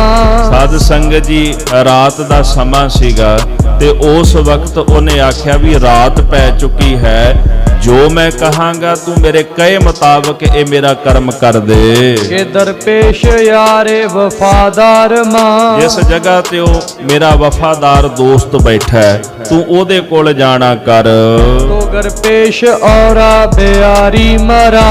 ਜੇਕਰ ਤੂੰ ਮੇਰੇ ਕਹੇ ਹੋਏ ਬਚਨ ਉਹਨੂੰ ਸੁਣਾ ਦੇਵੇਂ ਤੇ ਮੇਰੇ ਸਾਹਮਣੇ ਉਹਨੂੰ ਪੇਸ਼ ਕਰ ਦੇਵੇਂ, ਕਿ ਬਖਸ਼ੇਮ ਸਰਬਸਤ ਹੈ ਗੰਜੇ ਤੋਰਾ। ਮੈਂ ਤੈਨੂੰ ਨੱਕੋ ਨੱਕ ਭਰੇ ਹੋਏ ਮਾਇਆ ਦੇ ਦੌਲਤ ਦੇ ਖਜ਼ਾਨੇ ਦੇ ਦਿਆਂਗਾ। ਤੈਨੂੰ ਦੌਲਤ ਦੇ ਨਾਲ ਮੈਂ ਭਰਪੂਰ ਕਰ ਦਿਆਂਗਾ ਜੇ ਤੂੰ ਮੇਰਾ ਇਹ ਕਾਰਜ ਕਰ ਦੇਵੇਂ। ਰਵਾਸ਼ੁਤਕਨੀ ਜ਼ਖਸ਼ੁਨੀਦੀ ਸੁਖਨ। ਸਤਿਗੁਰੂ ਕਹਿੰਦੇ ਗੋਲੀ ਨੇ ਗੱਲ ਸੁਣੀ ਤੇ ਗੱਲ ਸੁਣਦਿਆਂ ਹੀ ਉਹ ਤੁਰ ਪਈ ਹੈ। ਭਗੋਯਤ ਸੁਖਨ ਰਾਜ਼ੇ ਸਰਤਾਬ ਬਨ। ਉਹਨੇ ਜਾ ਕਰਕੇ ਉਸ ਲੜਕੇ ਨੂੰ ਜੋ ਔਰਤ ਦੇ ਰੂਪ ਦੇ ਵਿੱਚ ਸੀ ਉਹਨੂੰ ਇਹ ਗੱਲ ਸੁਣਾ ਦਿੱਤੀ ਹੈ। ਜ਼ੁਬਾਨੀ ਕਨੀ ਜ਼ਖਸ਼ੁਨੀਦੀ ਸੁਖਨ। ਵੀ ਬਾਦਸ਼ਾਹ ਤੈਨੂੰ ਯਾਦ ਕਰਦਾ, ਤੈਨੂੰ ਬੁਲਾਉਂਦਾ, ਤੇਰੇ ਨਾਲ ਨਿਕਾਹ ਕਰਨਾ ਚਾਹੁੰਦਾ। ਕਹਿੰਦੇ ਜਦੋਂ ਉਹਨੇ ਗੱਲ ਸੁਣੀ ਨਾ, ਜ਼ੁਬਾਨੀ ਕਨੀਜ਼ਕ, ਕਨੀਜ਼ਕ ਕਹਿੰਦੇ ਗੋਲੀ ਨੂੰ, ਜਦੋਂ ਗੋਲੀ ਦੇ ਬੋਲ ਸੁਣੇ ਤੇ ਉਸੇ ਵਕਤ ਹੀ ਉਹਦਾ ਮਨ ਜਿਹੜਾ ਸੀ ਉਹ ਭਰਮ ਦੇ ਵਿੱਚ ਪੈ ਗਿਆ ਹੈ। ਬਪੇਚੀਦ ਬਰਖੁਦ ਜ਼ੇ ਪੋਸ਼ਾਕ ਜ਼ਨ। ਮਹਾਰਾਜ ਕਹਿੰਦੇ ਇਸਤਰੀਆਂ ਵਾਲੇ ਜਿਹੜੇ ਬਸਤਰ, ਜਿਹੜੀ ਪੋਸ਼ਾਕ ਉਹਨੇ ਪਹਿਨੀ ਸੀ ਨਾ, ਉਹਦੇ ਤੋਂ ਉਹਨੂੰ ਵੱਟ ਆਉਣਾ ਸ਼ੁਰੂ ਹੋ ਗਿਆ, ਭਾਵ ਨਫ਼ਰਤ ਹੋ ਗਈ ਵੀ ਅੱਜ ਇਹ ਜਿਹੜੀ ਪੋਸ਼ਾਕ ਪਾ ਕੇ ਮੈਂ ਇਸਤਰੀਆਂ ਦੇ ਰੂਪ ਵਿੱਚ ਇੱਥੇ ਫਿਰ ਰਿਹਾ, ਵੀ ਕਿਸੇ ਨੂੰ ਪਤਾ ਨਾ ਲੱਗੇ ਵੀ ਮੈਂ ਮਰਦ ਹਾਂ, ਮੈਂ ਪੁਰਸ਼ ਹਾਂ, ਮੈਂ ਭੇਖ ਇਸਤਰੀ ਵਾਲਾ ਬਣਾਇਆ ਹੋਇਆ ਹੈ। ਤੇ ਸੋਚਦਾ ਹੈ ਕਿ ਅੱਜ ਇਹੀ ਭੇਸ ਮੇਰੇ ਲਈ ਦੁਖਦਾਇਕ ਹੋ ਗਿਆ। ਉਹਦੇ ਤੋਂ ਉਹਨੂੰ ਨਫ਼ਰਤ ਹੋ ਗਈ ਹੈ ਕਿ ਜ਼ਾਹਰ ਕੁਨਾਨਿਦ ਅਸਬਾਬ ਖੇਸ਼। ਹੁਣ ਉਹ ਅੰਦਰੋਂ ਗੱਲ ਜ਼ਾਹਰ ਵੀ ਨਹੀਂ ਸੀ ਕਰ ਸਕਦਾ। ਕੀ ਆਖਦਾ ਵੀ ਮੈਂ ਇੱਕ ਪੁਰਸ਼ ਹਾਂ। ਅਗਰ ਬਾਦਸ਼ਾਹ ਨੂੰ ਇਹ ਗੱਲ ਪਤਾ ਲੱਗਦੀ ਹੈ ਤੇ ਬਾਦਸ਼ਾਹ ਉਹਦਾ ਕਤਲ ਕਰ ਦੇਵੇਗਾ ਵੀ ਤੂੰ ਮੇਰੇ ਮਹਿਲਾਂ ਵਿੱਚ ਪੁਰਸ਼ ਦੇ ਭੇਸ਼ ਵਿੱਚ ਕੀ ਕਰਦਾ ਹੈ। ਤੋ ਹੁਣ ਉਹ ਅੰਦਰ ਦਾ ਜਿਹੜਾ ਭੇਦ ਸੀਗਾ ਉਹ ਕਿਸੇ ਨੂੰ ਦੱਸ ਨਹੀਂ ਸੀ ਸਕਦਾ। ਕਿ ਦੀਦਨ ਜਹਾਰਾ ਬਾਕਿਰਦਾਰ ਖੇਸ਼। ਉਹ ਮਨ ਵਿੱਚ ਸੋਚਣ ਲੱਗਾ ਕਿ ਜੇ ਕਿਤੇ ਇਸ ਜਹਾਨ ਨੂੰ ਪਤਾ ਲੱਗ ਗਿਆ, ਜੇ ਲੋਕਾਂ ਨੂੰ ਪਤਾ ਲੱਗ ਗਿਆ ਕਿ ਮੇਰਾ ਕਿਹੋ ਜਿਹਾ ਕਿਰਦਾਰ ਹੈ ਤੇ ਮੈਨੂੰ ਲੋਕ ਕੀ ਕਹਿਣਗੇ, ਕੋਈ ਮੈਨੂੰ ਬਖਸ਼ੇਗਾ ਨਹੀਂ। ਅਖਾਹਤ ਮਰਾਸ਼ਾ ਹੈ ਏਜ਼ਾਰ ਮਾਂ। ਸਤਿਗੁਰੂ ਕਹਿੰਦੇ ਉਹਨੇ ਫਿਰ ਨਾ ਉਹ ਰਾਣੀ ਨੂੰ ਆਖਿਆ, ਜਿਹਨੇ ਉਹਨੂੰ ਔਰਤ ਦਾ ਪਹਿਰਾਵਾ ਪਹਿਨਾਇਆ ਸੀ ਨਾ, ਉਹ ਰਾਣੀ ਨੂੰ ਜਾ ਕੇ ਆਖਣ ਲੱਗਾ ਹੈ ਮਰਾ ਮਸਲੀਅਤ ਦੇ ਵਫਾਦਾਰ ਮਾਂ। ਉਹਨੇ ਆਖਿਆ ਕਿ ਤੂੰ ਹੀ ਮੇਰੀ ਇੱਕ ਵਫਾਦਾਰ ਹੈ, ਮੈਨੂੰ ਕੋਈ ਸਲਾਹ ਦੇ ਕਿ ਮੈਂ ਹੁਣ ਕੀ ਕਰਾਂ। ਤੋ ਕੋਈ ਮਨ ਈ ਜਾਗੂਰੇ ਜ਼ੇਸ਼ਵਮ। ਜੇ ਤੂੰ ਆਖੇ ਤੇ ਮੈਂ ਇਸ ਜਗ੍ਹਾ ਤੋਂ ਹੁਣੇ ਕਿਤੇ ਅਲੋਪ ਹੋ ਜਾਵਾਂ, ਕਿਤੇ ਚਲਾ ਜਾਵਾਂ। ਕਿ ਇਮਰੋਜ਼ ਅਜ਼ ਜਾਏ ਖੇਜ਼ਾ ਸ਼ਵਮ। ਜਾਂ ਇਸ ਜਗ੍ਹਾ ਨੂੰ ਛੱਡ ਕੇ ਸਦਾ ਲਈ ਮੈਂ ਕਿਤੇ ਚਲਾ ਜਾਵਾਂ, ਮੈਂ ਮੁੜ ਕੇ ਆਵਾਂ ਨਾ, ਮੈਂ ਮੁੜ ਕੇ ਲੱਭਾਂ ਨਾ। ਨਾ ਤਰਸੀ ਇਲਾਜੇ ਤੋਰਾ ਮਨ ਕੁਨਮ। ਇਹ ਗੱਲ ਸੁਣ ਕੇ ਉਹਨੇ ਆਖਿਆ ਨਾ ਤਰਸੀ, ਡਰ ਨਾ ਤੂੰ, ਚਿੰਤਾ ਨਾ ਕਰ, ਮੇਰੇ ਕੋਲ ਇਹਦਾ ਵੀ ਇਲਾਜ ਹੈ। ਬਾਦੀਦਨ ਵਜ਼ਾਚਾਰ ਮਾਹੇ ਨੇ ਹਮ। ਉਹਨੇ ਆਖਿਆ ਕੋਈ ਗੱਲ ਨਹੀਂ, ਇਸ ਬਾਦਸ਼ਾਹ ਤੋਂ ਤੂੰ ਡਰ ਰਿਹਾ ਨਾ, ਤੈਨੂੰ ਡਰਨ ਦੀ ਲੋੜ ਨਹੀਂ। 4 ਦਿਨ ਵੇਖ ਤੇਰੇ ਸਾਹਮਣੇ ਕੀ ਕੁਝ ਹੁੰਦਾ ਹੈ। ਇਸ ਬਾਦਸ਼ਾਹ ਦੀ ਵੇਖਦਿਆਂ ਤੂੰ ਸਾਰਿਆਂ ਦੇ ਸਾਹਮਣੇ ਮੇਰੇ ਕੋਲ 4 ਮਹੀਨੇ ਰਹੇਗਾ ਬਾਦਸ਼ਾਹ ਦੇ ਸਾਹਮਣੇ, ਤੇ ਅਸੀਂ ਉਹਨੂੰ ਪਤਾ ਵੀ ਨਹੀਂ ਲੱਗਣ ਦੇਣਾ। ਖੁਸ਼ਪੀਦ ਯਕ ਜਾਏ ਚੂੰ ਬੇਖਬਰ। ਸਤਿਗੁਰੂ ਕਹਿੰਦੇ ਜਿਹੜੀ ਉਹਨਾਂ ਦੀ ਸੌਣ ਵਾਲੀ ਜਗ੍ਹਾ ਸੀ ਨਾ, ਇੱਕ ਪਾਸੇ ਰਾਣੀ ਤੇ ਇੱਕ ਪਾਸੇ ਉਹ ਪੁਰਸ਼ ਦੇ ਇਸਤਰੀ ਦੇ ਰੂਪ ਵਿੱਚ ਜਿਹੜਾ ਪੁਰਸ਼ ਸੀਗਾ, ਉਹ ਜਾਣੇ ਦੋਨੇ ਜਾਣੇ ਸੌਂ ਗਏ ਹਨ। ਖਬਰਗਸਤ ਸ਼ੁਦ ਸ਼ਾਹ ਓ ਸ਼ੇਰ ਨਰ। ਇਸ ਗੱਲ ਦੀ ਖਬਰ ਜਦੋਂ ਬਾਦਸ਼ਾਹ ਨੂੰ ਪਹੁੰਚੀ, ਮਹਾਰਾਜ ਕਹਿੰਦੇ ਜੋ ਸ਼ੇਰ ਦੀ ਨਿਆਈ ਸੀ ਬਾਦਸ਼ਾਹ, ਜਦੋਂ ਉਹਨੇ ਖਬਰ ਸੁਣੀ ਹੈ, ਦਹਾਨੇ ਕਨੀ ਜ਼ਖਸ਼ੁਨੀ ਦੀ ਸੁਖਨ। ਉਸ ਗੋਲੀ ਨੇ ਜਾ ਕਰਕੇ ਉਹਨੂੰ ਸਾਰੀ ਇਹ ਗੱਲ ਸੁਣਾ ਦਿੱਤੀ। ਉਜੰਬਸ਼ ਬਲ ਰਜ਼ੀਦ ਸਰਤਾਬ ਬਨ। ਸਤਿਗੁਰੂ ਕਹਿੰਦੇ ਉਸ ਯੋਧੇ ਦਾ ਜਿਹੜਾ ਸਾਰਾ ਸਰੀਰ ਸੀਗਾ ਉਹ ਕੰਬ ਉੱਠਿਆ ਹੈ ਕ੍ਰੋਧ ਦੇ ਨਾਲ, ਤਪਸ਼ ਦੇ ਨਾਲ। ਬਿਆਮਤ ਕਜ਼ੋ ਜਾਏ ਓ ਕੁਫਤੇ ਦੀ। ਸਾਧ ਸੰਗਤ ਜੀ ਫਿਰ ਉਹ ਆਪ ਚੱਲ ਕੇ ਗਿਆ ਵੀ ਮੈਂ ਜਾ ਕੇ ਵੇਖਦਾ ਆ ਵੀ ਜੇ ਉਹਨੇ ਗੋਲੀ, ਕਿਉਂਕਿ ਗੋਲੀ ਨੂੰ ਤਾਂ ਸਚਾਈ ਦੱਸੀ ਨਹੀਂ ਨਾ ਉਹਨਾਂ ਨੇ, ਜੇ ਗੋਲੀ ਨੂੰ ਸਚਾਈ ਦੱਸਦੇ ਤਾਂ ਬਾਦਸ਼ਾਹ ਨੂੰ ਪਤਾ ਲੱਗ ਜਾਣਾ ਸੀਗਾ। ਗੋਲੀ ਨੂੰ ਆਖਿਆ ਵੀ ਸਾਡੇ ਵੱਲੋਂ ਤਾਂ ਮਨਾ ਆ, ਸਾਡੇ ਵੱਲੋਂ ਤਾਂ ਨਾ ਹੈ, ਪਰ ਉਹ ਬਾਦਸ਼ਾਹ ਸੋਚਦਾ ਵੀ ਮੈਂ ਕਿਸੇ ਨਾ ਕਿਸੇ ਤਰੀਕੇ ਨਾਲ ਉੱਥੇ ਚਲਾ ਜਾਵਾਂ। ਇਹ ਬਾਦਸ਼ਾਹ ਜਿਹੜਾ ਸੀ ਆਪ ਚੱਲ ਕੇ ਗਿਆ ਤੇ ਸਾਹਿਬ ਕਹਿੰਦੇ ਉਹਨੇ ਜਦੋਂ ਆਪਣੀਆਂ ਅੱਖਾਂ ਦੇ ਨਾਲ ਜਾ ਕੇ ਵੇਖਿਆ ਹੈ, ਸੇ ਸਰਤਾ ਕਦਮ ਹਮ ਚੂਮਹਿ ਰਸ਼ਤ ਵੀ। ਉਹਦਾ ਜਿਹੜਾ ਹਿਰਦਾ ਸੀਗਾ ਉਹ ਕ੍ਰੋਧ ਦੇ ਨਾਲ ਅੰਦਰੋਂ ਤਪ ਗਿਆ, ਗੁੱਸੇ ਦੇ ਵਿੱਚ ਆ ਗਿਆ ਹੈ। ਵਿਦਾਨਤ ਕੇ ਈਰਾ ਖਬਰਦਾਰ ਸ਼ੁਦਾ। ਸਾਧ ਸੰਗਤ ਜੀ ਕਹਿੰਦੇ ਜਦੋਂ ਉਹਨੇ ਜਾ ਕੇ ਵੇਖਿਆ ਜਦੋਂ ਉਹਨੂੰ ਥੋੜੀ ਸੋਝੀ ਆਈ ਬਾਦਸ਼ਾਹ ਨੂੰ, ਤੇ ਉਹ ਜਾ ਕੇ ਕੀ ਤੱਕਦਾ ਹੈ, ਭਰੋਸੇ ਅਜ਼ਾਈ ਖਬਰਦਾਰ ਸ਼ੁਦਾ। ਮਹਾਰਾਜ ਜੀ ਕਹਿੰਦੇ ਉਹਨੇ ਵੇਖਿਆ ਵੀ ਉਹ ਦੋਨੇ ਜਾਣੇ ਉੱਥੇ ਆਰਾਮ ਕਰ ਰਹੇ ਸਨ, ਸੁੱਤੇ ਪਏ ਹਨ।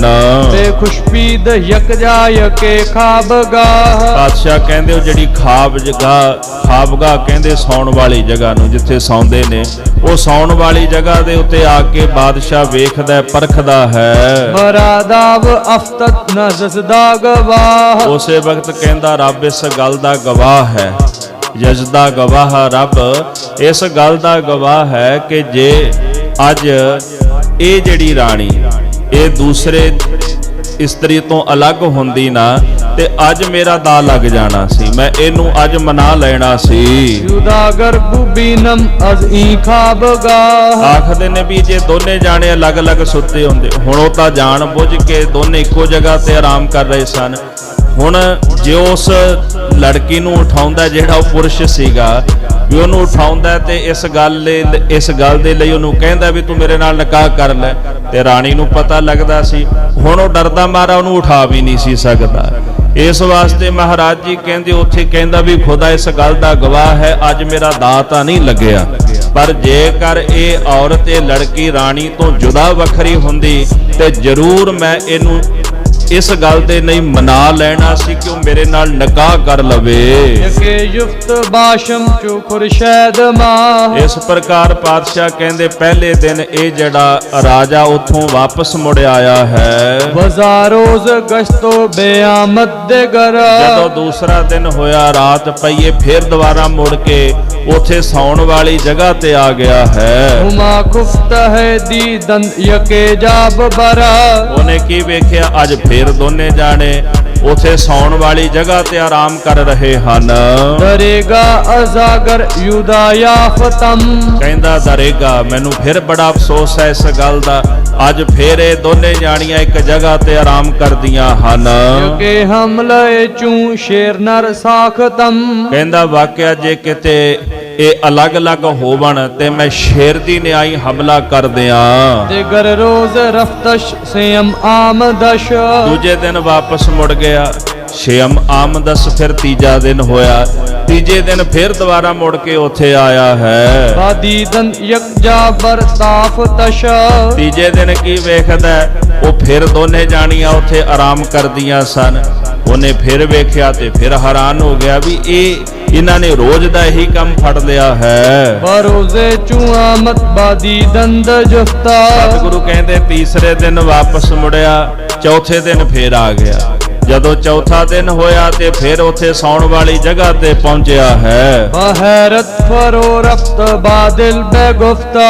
ਬਾਹਰਤ ਫਰੋ ਰਫਤ, ਬੜਾ ਹੈਰਾਨ ਹੋਇਆ, ਆਪਣੇ ਆਪ ਦੇ ਵਿੱਚ ਅਫਸੋਸ ਵੀ ਜਤਾਉਂਦਾ ਹੈ। ਬਾਦਲ ਬੇਗੁਫਤ, ਆਪਣੇ ਹਿਰਦੇ ਅੰਦਰ ਜਾਂਦਾ ਹੋਇਆ ਇਹ ਗੱਲ ਕਹਿੰਦਾ ਹੈ ਕਿ ਹੈ ਫਸਤ ਆਰਾ ਜੁਦਾਯਾਫਤਮ। ਆਖਦਾ ਹੈ ਕਿ ਹੈ ਫਸਤ, ਬੜਾ ਅਫਸੋਸ ਹੈ ਮੈਨੂੰ ਆਪਣੇ ਆਪ ਤੇ।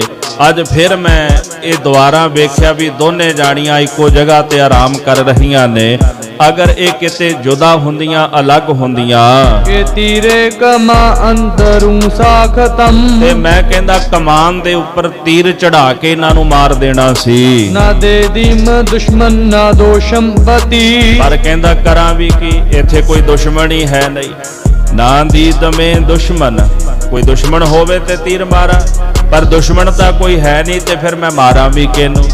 ਫਿਰ ਕਹਿੰਦਾ ਜਿੱਥੇ ਦੁਸ਼ਮਣ ਨਹੀਂ ਦਿਸਿਆ, ਨਾ ਦੋਜ਼ਮ ਬਤੀਰ, ਤੇ ਨਾ ਮੈਂ ਕਿਸੇ ਦੁਸ਼ਮਣ ਨੂੰ ਮਾਰ ਸਕਿਆ ਹਾਂ। ਨਾ ਕੁਸ਼ਤਮ ਅਧੂਰਾ ਨਾ ਕਰਦਮ ਅਸੀਰ। ਕਹਿੰਦਾ ਨਾ ਮੈਂ ਕਮਾਨ ਦੇ ਉੱਪਰ ਤੀਰ ਚੜਾਇਆ ਤੇ ਨਾ ਕਮਾਨ ਵਿੱਚ ਤੀਰ ਚਲਾ ਕੇ ਕਿਸੇ ਦਾ ਖੂਨ ਡੋਲਿਆ ਹੈ। ਸ਼ਮਰੋਜ਼ ਆਮਦ ਬਾਦੀ ਦੇ ਵਜ਼ਾ। ਇਸੇ ਪ੍ਰਕਾਰ ਸਾਹਿਬ ਕਹਿੰਦੇ ਕਿ ਜਦੋਂ ਪੰਜਵਾਂ ਦਿਨ ਹੋਇਆ ਤੇ ਫਿਰ ਦੁਬਾਰਾ ਵਾਪਸ ਮੁੜ ਆਇਆ ਪੰਜਵੇਂ ਦਿਨ। ਉਥੇ ਆ ਕੇ ਕੀ ਵੇਖਿਆ, ਬਾਦੀਦ ਹੈ ਵਜ਼ਾ, ਉਹ ਦੋਨੇ ਜਾਣੀਆਂ ਫਿਰ ਆਰਾਮ ਕਰਦੀਆਂ ਹਨ। ਬਾਪੇ ਚਸ਼ ਦਰਿਆ ਵਕਤ ਗੁਫਤ ਅਜ਼ ਜੁਬਾ।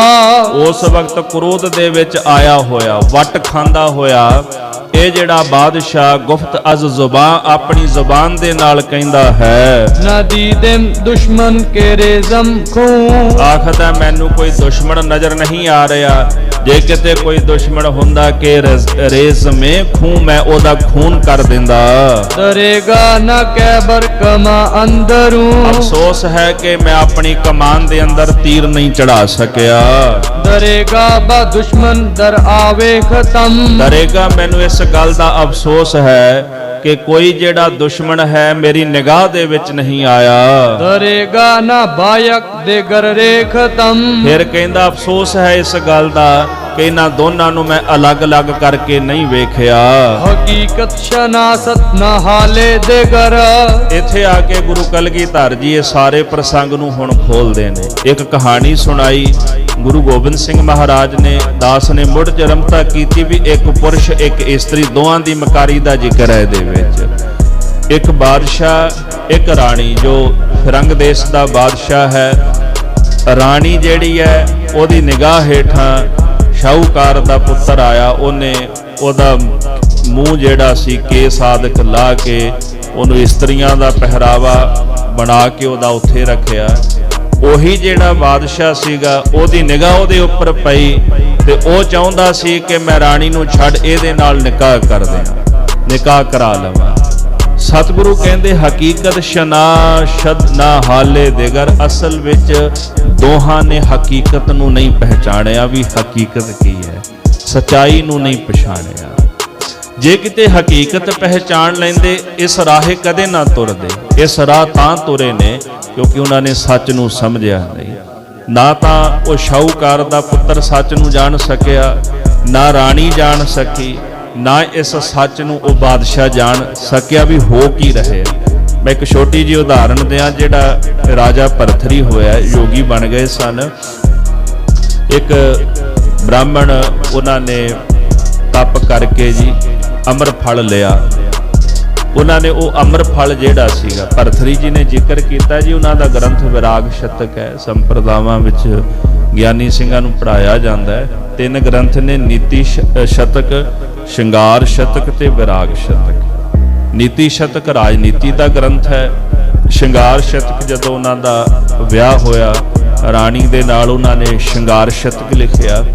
ਉਸ ਤੋਂ ਬਾਅਦ ਜਦੋਂ ਵਿਰਾਗ ਹੋਇਆ ਫਿਰ ਵਿਰਾਗ ਸ਼ਤਕ ਲਿਖਿਆ ਉਹਨਾਂ ਨੇ। ਤੇ ਬਿਕਰਮਾਜੀਤ ਦੇ ਭਰਾ ਸਨ, ਰਾਜਾ ਬਿਕਰਮਾਜੀਤ, ਜਿਹਦੇ ਨਾਮ ਤੇ ਕੈਲੰਡਰ ਚੱਲਦਾ ਆ। ਰਾਜਾ ਭਰਥਰੀ ਨੂੰ ਉਸ ਬ੍ਰਾਹਮਣ ਨੇ ਫਲ ਦਿੱਤਾ ਕਿਉਂਕਿ ਬੜਾ ਧਰਮਾਤਮਾ ਰਾਜਾ ਸੀਗਾ। ਉਹ ਦੋਨਾਂ ਮੀਆਂ ਬੀਬੀ ਨੇ ਸਲਾਹ ਕੀਤੀ, ਆਖਦੇ ਵੀ ਆਪਾਂ ਕੀ ਕਰਨਾ ਹੈ, ਵੀ ਆਪ ਸਾਡੇ ਕੋਲੋਂ ਕਿਹੜਾ ਕਿਸੇ ਦਾ ਭਲਾ ਹੋਣਾ ਵੀ ਆਪਾਂ ਜਾ ਕੇ ਇਹ ਫਲ ਰਾਜੇ ਭਰਥਰੀ ਨੂੰ ਦੇ ਦਿੰਦੇ ਆ। ਉਹਨਾਂ ਨੇ ਫਲ ਰਾਜੇ ਭਰਥਰੀ ਨੂੰ ਦੇ ਦਿੱਤਾ। ਰਾਜੇ ਭਰਥਰੀ ਨੇ ਸੋਚਿਆ ਵੀ ਮੈਂ ਇਹ ਫਲ ਖਾ ਕੇ ਕੀ ਕਰਾਂਗਾ, ਵੀ ਚਲੋ ਰਾਣੀ ਨੂੰ ਦੇ ਦਿੰਦਾ, ਵੀ ਰਾਣੀ ਜਿਹੜੀ ਹੈ ਉਹ ਸਦਾ ਨੌਜਵਾਨ ਰਹੇਗੀ। ਉਹਨੇ ਰਾਣੀ ਨੂੰ ਦਿੱਤਾ। ਰਾਣੀ ਨੇ ਅੱਗੋਂ ਦਰੋਗੇ ਨੂੰ ਦੇ ਦਿੱਤਾ। ਦਰੋਗੇ ਨੇ ਜਾ ਕੇ ਗਣਕਾ ਨੂੰ ਦੇ ਦਿੱਤਾ। ਹੁਣ ਉਹ ਫਲ ਗਣਕਾ ਕੋਲ ਜਦੋਂ ਆਇਆ, ਉਹਨੇ ਸੋਚਿਆ ਵੀ ਮੈਂ ਤਾਂ ਜ਼ਿੰਦਗੀ 'ਚ ਕੋਈ ਚੰਗਾ ਕੰਮ ਹੀ ਨਹੀਂ ਕੀਤਾ, ਵੀ ਮੈਂ ਖਾ ਕੇ ਕੀ ਕਰਨਾ ਹੈ। ਉਹ ਫਿਰ ਲਿਆ ਕੇ ਭਰਥਰੀ ਕੋਲ ਆ ਗਈ ਫਲ ਲੈ ਕੇ। ਜਦੋਂ ਫਲ ਰਾਜੇ ਭਰਥਰੀ ਕੋਲ ਆਇਆ ਨਾ, ਉਹ ਹੈਰਾਨ ਹੋ ਗਿਆ ਵੇਖ ਕੇ। ਆਖਦਾ ਤੇਰੇ ਕੋਲ ਕਿੱਥੋਂ ਆਇਆ? ਉਹਨੇ ਆਖਿਆ ਜੀ ਮੈਨੂੰ ਤੁਹਾਡੇ ਦਰੋਗੇ ਨੇ ਦਿੱਤਾ ਹੈ। ਉਹਨੇ ਦਰੋਗੇ ਨੂੰ ਸੱਦਿਆ, ਤੇਰੇ ਕੋਲ ਕਿੱਥੋਂ ਆਇਆ? ਉਹਨੇ ਆਖਿਆ ਜੀ ਤੁਹਾਡੀ ਰਾਣੀ ਨੇ ਦਿੱਤਾ ਹੈ। ਤੇ ਫਿਰ ਰਾਜੇ ਭਰਥਰੀ ਨੂੰ ਉੱਥੋਂ ਬੈਰਾਗ ਹੋਇਆ। ਆਪਣੀ ਕਲਮ ਨਾਲ ਉਹਨਾਂ ਨੇ ਇਹ ਸ਼ਬਦ ਲਿਖੇ ਰਾਜੇ ਭਰਥਰੀ ਨੇ ਵਿਰਾਗ ਸ਼ਤਕ ਦੇ ਅੰਦਰ। ਉੱਥੋਂ ਵਿਰਾਗ ਪੈਦਾ ਹੋ ਗਿਆ। ਹਕੀਕਤ ਨੂੰ ਪਹਿਚਾਣ ਲਿਆ, ਹਕੀਕਤ ਪਹਿਚਾਣੀ ਤੇ ਵਿਰਾਗ ਨੇ ਜਨਮ ਲੈ ਲਿਆ। ਜਿੰਨੀ ਦੇਰ ਤੱਕ ਸੱਚ ਨੂੰ, ਹਕੀਕਤ ਨੂੰ ਮਨੁੱਖ ਨਹੀਂ ਪਹਿਚਾਣਦਾ, ਉਨੀ ਦੇਰ ਤੱਕ ਵਿਰਾਗ ਕਿੱਥੋਂ ਹੈ? ਕਿਸੇ ਚੀਜ਼ ਦੀ ਸਚਾਈ ਦਾ ਸਾਨੂੰ ਪਤਾ ਨਹੀਂ, ਵਿਰਾਗ ਕਿੱਥੋਂ ਆ ਜਾਏਗਾ? ਇਸ ਵਾਸਤੇ ਹਕੀਕਤ ਸ਼ਨਾਸ਼ਦ ਨਾ ਹਾਲੇ ਦੇਗਰ। ਇੱਕ ਦੂਜੇ ਦੀ ਹਕੀਕਤ, ਸਚਾਈ, ਸੱਚ ਨੂੰ ਉਹ ਬਿਲਕੁਲ ਜਾਣਦੇ ਨਹੀਂ ਸਨ। ਕਿ ਮਾਇਲ ਬਸੇ ਗਸ਼ਤ ਓਤਾ ਬਸਰ। ਸਤਿਗੁਰੂ ਸਾਹਿਬ ਜੀ ਕਹਿੰਦੇ ਉਹਨਾਂ ਦਾ ਮਨ ਜਿਹੜਾ ਸੀ ਉਹ ਭਰਮ ਦੇ ਵਿੱਚ ਫਸਿਆ ਹੋਇਆ ਤੇ ਅੰਦਰੋਂ ਵਾਸ਼ਨਾਵਾਂ ਤੇ ਵਿਕਾਰਾਂ ਦੇ ਨਾਲ ਭਰਿਆ ਹੋਇਆ ਸੀ। ਬੂਬੀ ਬੇਖਬਰ ਰਾਚੇ ਕਾਰੇ ਕੋ ਨਦ। ਸਤਿਗੁਰੂ ਕਹਿੰਦੇ ਹੈ ਔਰੰਗਜ਼ੇਬ, ਬੂਬੀ ਦਾ ਭਾਵ ਹੁੰਦਾ ਫਾਰਸੀ ਵਿੱਚ ਵੇਖਣਾ। ਤੂੰ ਵੇਖ, ਬੇਖਬਰ ਰਾਚੇ ਚਾਰੇ ਕਾਰੇ ਕੋ ਨਦ। ਤੂੰ ਦੁਨੀਆ ਦੇ ਵਿੱਚ ਬੇਖਬਰ ਹੈ, ਤੈਨੂੰ ਰੱਬ ਯਾਦ ਨਹੀਂ, ਤੈਨੂੰ ਖੁਦਾ ਯਾਦ ਨਹੀਂ। ਤੇ ਜਦੋਂ ਤੈਨੂੰ ਖੁਦਾ ਯਾਦ ਨਹੀਂ ਤੇ ਦੇਖ ਤੂੰ ਦੁਨੀਆ ਦੇ ਵਿੱਚ ਕੀ ਕਰਦਾ ਪਿਆ ਹੈ, ਵੇਖ ਦੁਨੀਆ ਵਿੱਚ ਤੂੰ ਕੀ ਕੁਝ ਕਰ ਰਿਹਾ ਹੈ। ਹੁਣ ਪਿਛਲੀ ਪੰਕਤੀ ਦੇ ਜੇ ਅਰਥ ਵਿਚਾਰੀਏ, ਹਕੀਕਤ ਸ਼ਨਾਸ਼ਦ ਨਾ ਹਾਲੇ ਦਿਗਰ ਕੇ ਮਾਇਲ ਬਸੇਗਸ ਤੋਂ ਤਾਬ ਸਰ। ਮਹਾਰਾਜ ਕਲਗੀਧਰ ਜੀ ਕਹਿੰਦੇ ਵੀ ਜੇ ਉਹਨਾਂ ਨੂੰ ਖੁਦਾ ਯਾਦ ਹੁੰਦਾ ਤੇ ਉਹ ਕਦੇ ਸਰਾਹੇ ਨਾ ਤੁਰਦੇ, ਉਹਨਾਂ ਨੂੰ ਸੱਚ ਦੀ ਪਹਿਚਾਣ ਹੁੰਦੀ। ਔਰੰਗਜ਼ੇਬ ਤੈਨੂੰ ਵੀ ਸੱਚ ਦੀ ਪਹਿਚਾਣ ਨਹੀਂ ਉਹਨਾਂ ਵਾਂਗੂ, ਜਿਵੇਂ ਉਹ ਬੇਖਬਰ ਹੋ ਕੇ ਬੁਰੇ ਕਰਮ ਕਰਦੇ ਨੇ, ਇਸੇ ਤਰ੍ਹਾਂ ਵੇਖ ਤੂੰ ਦੁਨੀਆ ਦੇ ਵਿੱਚ ਬੇਖਬਰ ਹੋ ਕੇ ਕੀ ਕੀਤਾ ਹੈ। ਤੂੰ ਵੀ ਇਹੋ ਜਿਹੇ ਅਪਰਾਧ ਤੇ ਪਾਪ ਸੰਸਾਰ ਦੇ ਅੰਦਰ ਕੀਤੇ ਨੇ, ਤੇਰੇ ਕੀਤੇ ਹੋਏ ਇੱਕ ਇੱਕ ਪਾਪ ਕਰੋੜਾਂ ਪਾਪਾਂ ਵਰਗੇ ਹਨ। ਕਿ ਕਾਰੇ ਬਦਸ਼ ਇਖਤਿਆਰੇ ਕੁਨਦ। ਗੁਰੂ ਸਾਹਿਬ ਜੀ ਕਹਿੰਦੇ ਜਿਹੜੇ ਤੂੰ ਕੰਮ ਕੀਤੇ ਨੇ ਨਾ, ਇਹ ਕੰਮ ਤੇਰੇ ਜਿਹੜੇ ਬੁਰੇ ਕਰਮ ਹਨ, ਇਹੋ ਜਿਹੇ ਬਦ ਕਰਮ ਤੂੰ ਦੁਨੀਆ ਦੇ ਵਿੱਚ ਕੀਤੇ ਨੇ ਕਿ ਜਿਹੜੇ ਖੁਦਾ ਦੀ ਦਰਗਾਹ ਦੇ ਵਿੱਚ ਕਦੇ ਪ੍ਰਵਾਨ ਨਹੀਂ ਹੋਣਗੇ। ਉਹਦੀ ਦਰਗਾਹ ਦੇ ਵਿੱਚ ਕੇਵਲ ਸੱਚ ਦਾ ਅਮਲ ਜਿਹੜਾ ਹੁੰਦਾ ਹੈ ਉਹ ਪ੍ਰਵਾਨ ਹੁੰਦਾ ਹੈ। ਖਰੇ ਖਜ਼ਾਨੇ ਪਾਈਐ ਖੋਟੇ ਸੁੱਟੀਐ ਬਾਹਰ ਵਾਰ। ਜਿਹੜੇ ਖਰੇ ਹੁੰਦੇ ਨੇ ਉਹਨਾਂ ਨੂੰ ਪਰਖ ਕੇ ਖਜ਼ਾਨੇ ਵਿੱਚ ਪਾ ਲਿਆ ਜਾਂਦਾ ਹੈ, ਔਰ ਜਿਨ੍ਹਾਂ ਨੇ ਬਦ ਕਰਮ ਕੀਤੇ ਹੁੰਦੇ ਕਿ ਕਾਰੇ ਬਦਸ਼, ਜਿਨ੍ਹਾਂ ਨੇ ਮਾੜੇ ਕਰਮ ਕੀਤੇ, ਬੁਰੇ ਕਰਮ ਕੀਤੇ, ਉਹਨਾਂ ਨੂੰ ਦਰਗਾਹ ਵਿੱਚੋਂ ਧੱਕੇ ਮਾਰ ਕੇ ਬਾਹਰ ਕੱਢ ਦਿੱਤਾ ਜਾਂਦਾ ਹੈ। ਇਹੋ ਜਿਹੇ ਲੋਕ ਦੋਸ਼ਕਾਂ ਦੇ ਵਿੱਚ ਜਾ ਕਰਕੇ ਸੜਦੇ ਹਨ। ਬੂਬੀ ਬੇਖਿਰਦ ਬਦਖਾਰਾਸ਼ੀ ਕੁਨਦ। ਗੁਰੂ ਸਾਹਿਬ ਜੀ ਕਹਿੰਦੇ ਵੇਖ ਔਰੰਗਜ਼ੇਬ, ਤੂੰ ਦੁਨੀਆ ਦੇ ਅੰਦਰ ਦੂਸਰਿਆਂ ਨੂੰ ਕਿੰਨਾ ਦੁਖੀ ਕੀਤਾ ਹੈ ਮਾੜੇ ਕਰਮ ਕਰ ਕਰਕੇ। ਤੇਰੇ ਤੋਂ ਜਗਤ ਨੇ ਕਦੇ ਸੁੱਖ ਤਾਂ ਨਹੀਂ ਨਾ ਪ੍ਰਾਪਤ ਕੀਤਾ, ਤੇਰੇ ਕੋਲੋਂ ਜਗਤ ਕਦੇ ਸੁਖੀ ਨਹੀਂ ਹੋਇਆ। ਹਮੇਸ਼ਾ ਬਦ ਮਾੜੇ ਕੀਤੇ ਹੋਏ ਕਰਮਾਂ ਕਰਕੇ। ਖਰਾਸ਼ੀ ਦਾ ਭਾਵ ਹੁੰਦਾ ਵੀ ਦੂਜੇ ਨੂੰ ਦੁੱਖ ਦੇਣਾ, ਤੂੰ ਦੂਜੇ ਨੂੰ ਦੁਖੀ ਕਰਦਾ ਰਿਹਾ ਸਾਰੀ ਜ਼ਿੰਦਗੀ। ਔਰੰਗਜ਼ੇਬ ਦਾ ਸਾਰਾ ਜੀਵਨ ਪੜ੍ਹ ਲਓ, ਚਾਹੇ ਆਮ ਪ੍ਰਜਾ ਸੀ ਜੀ, ਚਾਹੇ ਧਾਰਮਿਕ ਜਿਹੜਾ ਤਬਕਾ ਸੀਗਾ, ਕੋਈ ਵੀ ਸੁਖੀ ਨਹੀਂ ਸੀ ਉਹਦੇ ਕੋਲੋਂ। ਚਾਹੇ ਇਸਲਾਮੀ ਲੋਕ ਸਨ, ਸ਼ਰਮਦ ਵਰਗੇ ਸਨ, ਉਹਨਾਂ ਨੂੰ ਵੀ ਮਾਰ ਦਿੱਤਾ ਇਹਨੇ। ਮੁਸਲਮਾਨਾਂ ਵਿੱਚ ਵੀ ਜਿਹੜੇ ਸੰਤ ਮਹਾਂਪੀਰ ਪੁਰਖ ਪੀਰ ਹੋਏ, ਇਹਨੇ ਉਹਨਾਂ ਨੂੰ ਵੀ ਨਹੀਂ ਬਖਸ਼ਿਆ, ਉਹਨਾਂ ਨੂੰ ਵੀ ਨਹੀਂ ਛੱਡਿਆ, ਉਹਨਾਂ ਦਾ ਵੀ ਕਤਲ ਕੀਤਾ। ਤੋ ਜਿਤਨੇ ਬੁਰੇ ਤੋਂ ਬੁਰੇ, ਘਟੀਆ ਤੋਂ ਘਟੀਆ ਕਰਮ ਸਨ ਉਹ ਔਰੰਗਜ਼ੇਬ ਨੇ ਕੀਤੇ। ਤੋ ਸਤਿਗੁਰੂ ਕਹਿੰਦੇ ਹਨ ਕਿ ਦੇਖ ਬਦ ਖਰਾਸ਼ੀ ਕੋ ਨਦ, ਤੂੰ ਮਾੜੇ ਕਰਮ ਕਰਦਿਆਂ ਕਰਦਿਆਂ ਦੂਸਰਿਆਂ ਨੂੰ ਹਮੇਸ਼ਾ ਦੁਖੀ ਕੀਤਾ ਹੈ। ਕਿ ਬੇਆਬ ਸਰਖੁਤ ਰਾਸ਼ੀ ਕੋ ਨਦ। ਸਤਿਗੁਰੂ ਕਹਿੰਦੇ ਇਹ ਤਾਂ ਗੱਲ ਇਸ ਤਰ੍ਹਾਂ ਹੋ ਗਈ ਕਿ ਜਿਵੇਂ ਕਿਸੇ ਇਨਸਾਨ ਨੇ ਬਿਨਾਂ ਪਾਣੀ ਤੋਂ ਆਪਣਾ ਸਿਰ ਤਰਾਸ਼ਿਆ ਹੋਵੇ, ਆਪਣਾ ਸਿਰ ਹੀ ਛਿੱਲ ਲਿੱਤਾ ਹੋਵੇ। ਜਿਵੇਂ ਗੁਰਬਾਣੀ ਕਹਿੰਦੀ ਹੈ ਨਾ, ਪਾਏ ਕੁਹਾੜਾ ਮਾਰਿਆ ਗਾਫਲ ਆਪਣੇ ਹਾਥ, ਵੀ ਜਦੋਂ ਬੰਦਾ ਆਪਣਾ ਕੰਮ ਆਪ ਵਿਗਾੜਦਾ ਹੈ। ਇਸ ਗਫਲਤ ਦੀ ਨੀਂਦ ਵਿੱਚ ਸੁੱਤੇ ਹੋਏ ਮਨੁੱਖ ਨੇ ਆਪਣੇ ਪੈਰ ਤੇ ਆਪ ਕੁਹਾੜਾ ਮਾਰਿਆ। ਇਸ ਤਰ੍ਹਾਂ ਇੱਥੇ ਉਦਾਹਰਣ ਦਿੱਤੀ ਗਈ ਕਿ ਬੇਆਬ ਸਰ ਖੁਦ ਤਰਾਸ਼ੀ ਕੋ ਨਦ। ਗੁਰੂ ਸਾਹਿਬ ਜੀ ਕਹਿੰਦੇ ਨੇ ਇਹ ਤਾਂ ਇਹ ਗੱਲ ਹੋਈ ਵੀ ਬਿਨਾਂ ਪਾਣੀ ਤੋਂ ਤੂੰ ਆਪਣਾ ਸਿਰ ਛਿੱਲ ਲਿਆ ਜੇ। ਜਿਹੜੇ ਤੂੰ ਮਾੜੇ ਕੰਮ ਕੀਤੇ ਵੀ ਇਹਦੇ ਨਾਲ ਦੁੱਖ ਤੈਨੂੰ ਹੀ ਪ੍ਰਾਪਤ ਹੋਣਾ ਹੈ। ਤੂੰ ਕਰਮ ਕੀਤੇ ਨੇ ਤੇ ਅੰਤ ਨੂੰ ਇਹਦਾ ਫਲ ਵੀ ਤੈਨੂੰ ਹੀ ਭੋਗਣਾ ਪੈਣਾ। ਜਗਤ ਸੰਸਾਰ ਦੇ ਅੰਦਰ ਤੇਰੇ ਕੀਤੇ ਕਰਮ ਦੇ ਅੰਦਰ ਕਿਸੇ ਨੇ ਕਦੇ ਤੇਰਾ ਹਿੱਸੇਦਾਰ ਨਹੀਂ ਬਣਨਾ। ਇੱਕ ਗੁਰਸਿੱਖ ਹੋਏ ਨੇ ਜੀ, ਭਾਈ ਮਾਧੋ ਦਾਸ ਜੀ, ਕਸ਼ਮੀਰ ਦੇ ਰਹਿਣ ਵਾਲੇ ਸਨ। ਜਦੋਂ ਆਪਾਂ ਸ੍ਰੀ ਰਹਿਰਾਜ ਸਾਹਿਬ ਜੀ ਦਾ ਪਾਠ ਕਰਦੇ ਹਾਂ ਨਾ, ਵਿੱਚ ਬਚਨ ਆਉਂਦਾ, ਮੇਰੇ ਮਾਧੋ ਜੀ ਸਤ ਸੰਗਤ ਮਿਲੇ ਸੋ ਤਰਿਆ, ਗੁਰ ਪ੍ਰਸਾਦ ਪਰਮ ਪਦ ਪਾਇਆ, ਸੂਕੇ ਕਾਸ਼ਟ ਹਰਿਆ। ਜਦੋਂ ਸਤਿਗੁਰੂ ਬਾਣੀ ਉਚਾਰਦੇ ਸਨ ਤੇ ਭਾਈ ਮਾਧੋ ਦਾਸ ਜੀ ਆਏ ਗੁਰੂ ਸਾਹਿਬ ਦੇ ਚਰਨਾਂ ਵਿੱਚ, ਪੰਜਵੇਂ ਪਾਤਸ਼ਾਹ ਦੇ, ਤੇ ਉਹਨਾਂ ਵੱਲ ਵੇਖ ਕੇ ਨਾ ਗੁਰੂ ਸਾਹਿਬ ਨੇ ਫਿਰ ਸ਼ਬਦ ਉਚਾਰਿਆ। ਇਹਦੇ ਪਿੱਛੇ ਇੱਕ ਘਟਨਾ ਸੀ। ਜਦੋਂ ਕਸ਼ਮੀਰ ਦੇ ਵਿੱਚ ਭਾਈ ਮਾਧੋ ਦਾਸ ਰਹਿੰਦੇ ਸਨ, ਨਿਤ ਦੇ ਸਤ ਸੰਗੀ ਸਨ ਤੇ ਬੜੇ ਗੁਰਮੁਖ ਪਿਆਰੇ ਸੰਗਤਾਂ ਰੋਜ਼ ਆਉਣੀਆਂ ਇਹਨਾਂ ਕੋਲ ਬਹਿਣਾ, ਸੰਗਤਾਂ ਨੇ ਕੀਰਤਨ ਸੁਣਨਾ, ਕਥਾ ਸੁਣਨੀ। ਤੇ ਕੁਦਰਤੀ ਰਾਜੇ ਦੇ ਚੋਰੀ ਹੋ ਗਈ। ਰਾਜੇ ਨੇ ਹੁਕਮ ਲਾਗੂ ਕਰ ਦਿੱਤਾ ਵੀ ਜਿਹੜਾ ਕਿਤੇ ਅੱਧੀ ਰਾਤ ਨੂੰ ਮੈਨੂੰ ਘੁੰਮਦਾ ਮਿਲ ਗਿਆ ਨਾ, ਤੇ ਅਸੀਂ ਸਮਝਾਂਗੇ ਵੀ ਉਹ ਚੋਰ ਹੈ।